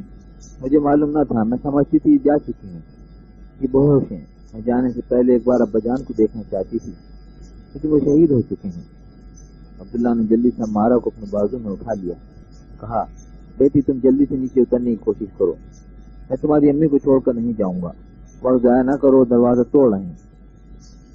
عاتقہ نے دریچے سے نکلتے ہوئے کہا لیکن تم انہیں اتار سکو گے؟ تم ان کی فکر نہ کرو، اب باتوں کا وقت نہیں. وہ ایک ہاتھ میں کمان لیے نیچے اترنے لگی لیکن سیڑھی کے درمیان پہنچ کر اچانک رک گئی. دریچے کی طرف دیکھنے لگی. عبداللہ دریچے سے باہر آ چکا تھا اور وہ تاریکی میں اس کے انداز سے اطمینان محسوس کر رہی تھی کہ وہ تنہا نہیں. وہ جلدی سے نیچے اتری. حقیل کے آس پاس کوئی نہ تھا. وہ چند قدم پیچھے ہٹی اور کھٹ کے کنارے پہنچ کر عبداللہ کا انتظار کرنے لگی. عبداللہ عمارہ کو کندھے پر ڈالے سنبھل کر سیڑھی پر پاؤں رکھتا ہوا نیچے آ رہا تھا. اس کا دل دھڑک رہا تھا اور وہ کمان میں تیر چڑھا کر اوپر دیکھ رہی تھی. اچانک دریچے میں روشنی نمودار ہوئی اور ایک آدمی جس کے ہاتھ میں مشل تھی اپنا سر باہر نکال کر شور مچانے لگا. اس کے ساتھ اس کی کمان سے تیر نکلا اور مشل زمین پر آ گری. اتنی دیر میں عبداللہ نیچے پہنچ چکا تھا. اس نے کہا عاتقہ کھڈ میں اتر جاؤ. اب وہ یقیناً ہمارا پیچھا کریں گے. دائیں ہاتھ موڑو. وہاں زیتون کی درخت کے پاس سے ایک راستہ نیچے اترتا ہے. وہ کچھ کہے بغیر اس کے آگے چل پڑی اور چند منٹ بعد وہ سب ایک تنگ راستے سے نیچے اتر رہے تھے. عمارہ ابھی تک بے ہوش تھی. عاتقہ بار بار اس کا ہاتھ پکڑ کر نفس ٹولتی پھر عبداللہ سے پوچھتی کہ انہیں ابھی تک ہوش کیوں نہیں آیا. اسے تسلی دینے کی کوشش کرتا کہتا بیٹی حوصلے سے کام لو، انشاءاللہ یہ ٹھیک ہو جائیں گی. قریباً نصف میل چلنے کے بعد عبداللہ نے عمارہ کو زمین پر لٹاتے ہوئے کہا ہمارے ساتھی کہیں آس پاس ہی ہوں گے، تم یہاں ٹھہرو، میں انہیں تلاش کرتا ہوں. ایک عورت نے پاس ہی ایک جھاڑی سے سر نکالتے ہوئے کہا تم نے بہت دیر لگائی، ہمیں ڈر تھا کہ تم کسی اور راستے سے آگے نہ نکل گئے ہو. تھوڑی دیر بعد تمام بچے اور عورتیں وہاں جمع ہو چکی تھیں. ایک عورت نے عمارہ کی نبضیں ٹٹولتے ہوئے کہا ان کا جسم ٹھنڈا ہو رہا ہے، ہمیں جلد یہاں سے چلنا چاہیے. عبداللہ نے دوبارہ اسے کندھے پر اٹھا لیا. 3 میل کے قریب کھڈ کے اندر سفر کرنے کے بعد وہ دوسرے کنارے ایک پہاڑی پر چڑھ رہے تھے. عبداللہ کی ہمت جواب دے رہی تھی اور اسے تھوڑے تھوڑے فاصلے پر سرتانے کی ضرورت محسوس ہو رہی تھی. جب وہ پہاڑی کی چوٹی پر پہنچے تو پاؤں پھٹ رہی تھی. صبح کا ستارہ نمودار ہو رہا تھا. عبداللہ نے عمارہ کو زمین پر لٹاتے ہوئے کہا، اب ہم تھوڑی دیر آرام کر سکتے ہیں، ہم وادی میں اترتے ایک بستی میں پہنچ جائیں گے، اور اگر وہ لوگ وہاں سے بھاگ نہیں گئے تو ہمیں مدد مل جائے گی۔ اس نے کہا، تم بہت تھک چکے ہو، اگر مجھے اجازت دو تو میں بستی کے لوگوں کو بلا لاؤں، امی جان کی حالت ٹھیک نہیں، ممکن ہے کہ بستی میں کوئی طبیب مل جائے۔ عبداللہ نے مغموم لہجے میں جواب دیا، بیٹی تمہیں جانے کی ضرورت نہیں، میں خود جاؤں گا، لیکن تمہاری امی کو اب طبیب کی ضرورت نہیں، میں نے اٹھاتے ہی محسوس کیا تھا کہ ان کی زندگی کا سفر پورا ہو چکا ہے، تمہاری طرح میں بھی تمام راستے اپنے آپ کو فریب دیتا رہا ہوں، تمہارے ابا جان تمہیں اپنے پاس بلانے کے لیے تیار نہ تھے، لیکن تمہاری امی جان کو اصرار تھا کہ ہم زندگی اور موت دونوں میں ایک دوسرے کے ساتھ رہیں گے۔ سطح کے عالم میں کوئی دیر اپنی ماں کو دیکھتی رہی، پھر نظر اٹھا کر آسمان کی طرف دیکھا، اس کی آنکھوں سے آنسوؤں کا سیلاب بہہ نکلا۔ عبداللہ نے اٹھ کر کہا، میں جاتا ہوں، اب صبح ہونے والی ہے، ہم ابھی تک خطرے کی زد سے باہر نہیں نکلے، اس لیے آپ کو جھاڑیوں کی اوٹ سے باہر نہیں آنا چاہیے۔ عبداللہ وادی کی طرف چل دیا، لیکن چند قدم اٹھانے کے بعد اچانک ایک جھاڑی کے پیچھے بیٹھ گیا۔ عاتقہ کی نگاہیں اپنی ماں کے چہرے پر مرکوز تھیں، لیکن باقی عورتوں اور بچوں نے عبداللہ کو چھپتے ہوئے دیکھ لیا، ان کے دل کسی غیر متوقع خطرے کے احساس سے دھڑک رہے تھے۔ کسی نے بلند آواز میں کہا، اگر تم قلعے سے بھاگ کر آئے ہو تو تمہیں چھپنے کی ضرورت نہیں، ہم تمہاری باتیں سن چکے ہیں۔ اس کے ساتھ ہی دائیں بائیں جھاڑیوں کی اوٹ سے چند آدمی نکلتے ہوئے دکھائی دیے، اور عبداللہ جو پیٹ کے بل لینگتا ہوا اپنے ساتھیوں کی طرف واپس آ رہا تھا، اس پر کھڑا ہو گیا۔ تم کون ہو؟ اس نے سوال کیا۔ ایک آدمی نے بڑھ کر کہا، ڈرو نہیں، ہم مسلمان ہیں، اس بستی سے ہی آئے ہیں۔ تمہیں معلوم ہے کہ قلعے پر حملہ ہو چکا ہے؟ عبداللہ نے کہا، ہاں، ہم نے دھماکہ سنتے ہی خطرہ محسوس کیا تھا، اب تو فصیل پر روشنی دیکھ کر ہمیں یقین ہو گیا تھا، ہمارا سردار گاؤں کے رضاکاروں کے ساتھ جنوب کی چوکی کی طرف روانہ ہو چکا ہے، اور صبح تک آس پاس کی دوسری بستیوں کے رضاکار بھی وہاں پہنچ جائیں گے۔ عبداللہ نے کہا، اب وہ قلعے کے محافظوں کی کوئی مدد نہیں کر سکتے۔ ایک سوار نے آگے بڑھ کر پوچھا، تمہارا مطلب ہے کہ دشمن نے قلعہ فتح کر لیا ہے؟ دشمن نے قلعہ فتح نہیں کیا، بلکہ غدار نے دروازہ کھول دیا، یہ ہمارے سالار کی بیوی کی لاش ہے، اور یہ ان کی صاحبزادی ہیں۔ سوار گھوڑے سے اتر پڑا، اس سے سوالات کے جواب میں عبداللہ نے مختصراً اپنے سرگزشت سنانے کے بعد کہا، اب ہمیں میت کو گاؤں تک لے جانے کے لیے آپ کی مدد کی ضرورت ہے۔ رضاکار نے اپنے ایک ساتھی کو حکم دیا، تم فوراً گاؤں سے چند آدمی لے آؤ۔ عاتقہ نے جلدی سے اٹھ کر کہا، آپ کو یقین ہے جنوب کی چوکی میں علاقے کے رضاکار جمع ہو رہے ہیں؟ ہاں، ہمارے سردار نے انہیں یہی حکم دیا تھا، اور قلعے میں دھماکے کا اثر یہ ہوا تھا اور وہ جوار کی ہر بستی میں لوگوں نے نقارے بجانے شروع کر دیے تھے۔ اس نے کہا، آپ مجھے گھوڑا دے سکتے ہیں؟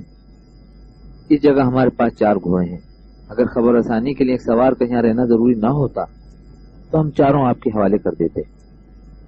نہیں، مجھے صرف ایک گھوڑے کی ضرورت ہے، میں اپنے گھر اطلاع دینا چاہتی ہوں، آپ ان عورتوں اور بچوں کے علاوہ امی جان کی میت کو اپنے گاؤں پہنچا دیں۔ رضاکار نے کہا، اطلاع دینے کے لیے آپ کو جانے کی ضرورت نہیں، یہ کام میں اپنے ذمہ لیتا ہوں، آپ ہمارے سردار کے گھر تشریف لے چلیں، پھر اگر آپ نے رکنے کی بجائے سفر جاری رکھنا ضروری سمجھا تو گاؤں کا ہر آدمی آپ کا ساتھ دینے کے لیے تیار ہو۔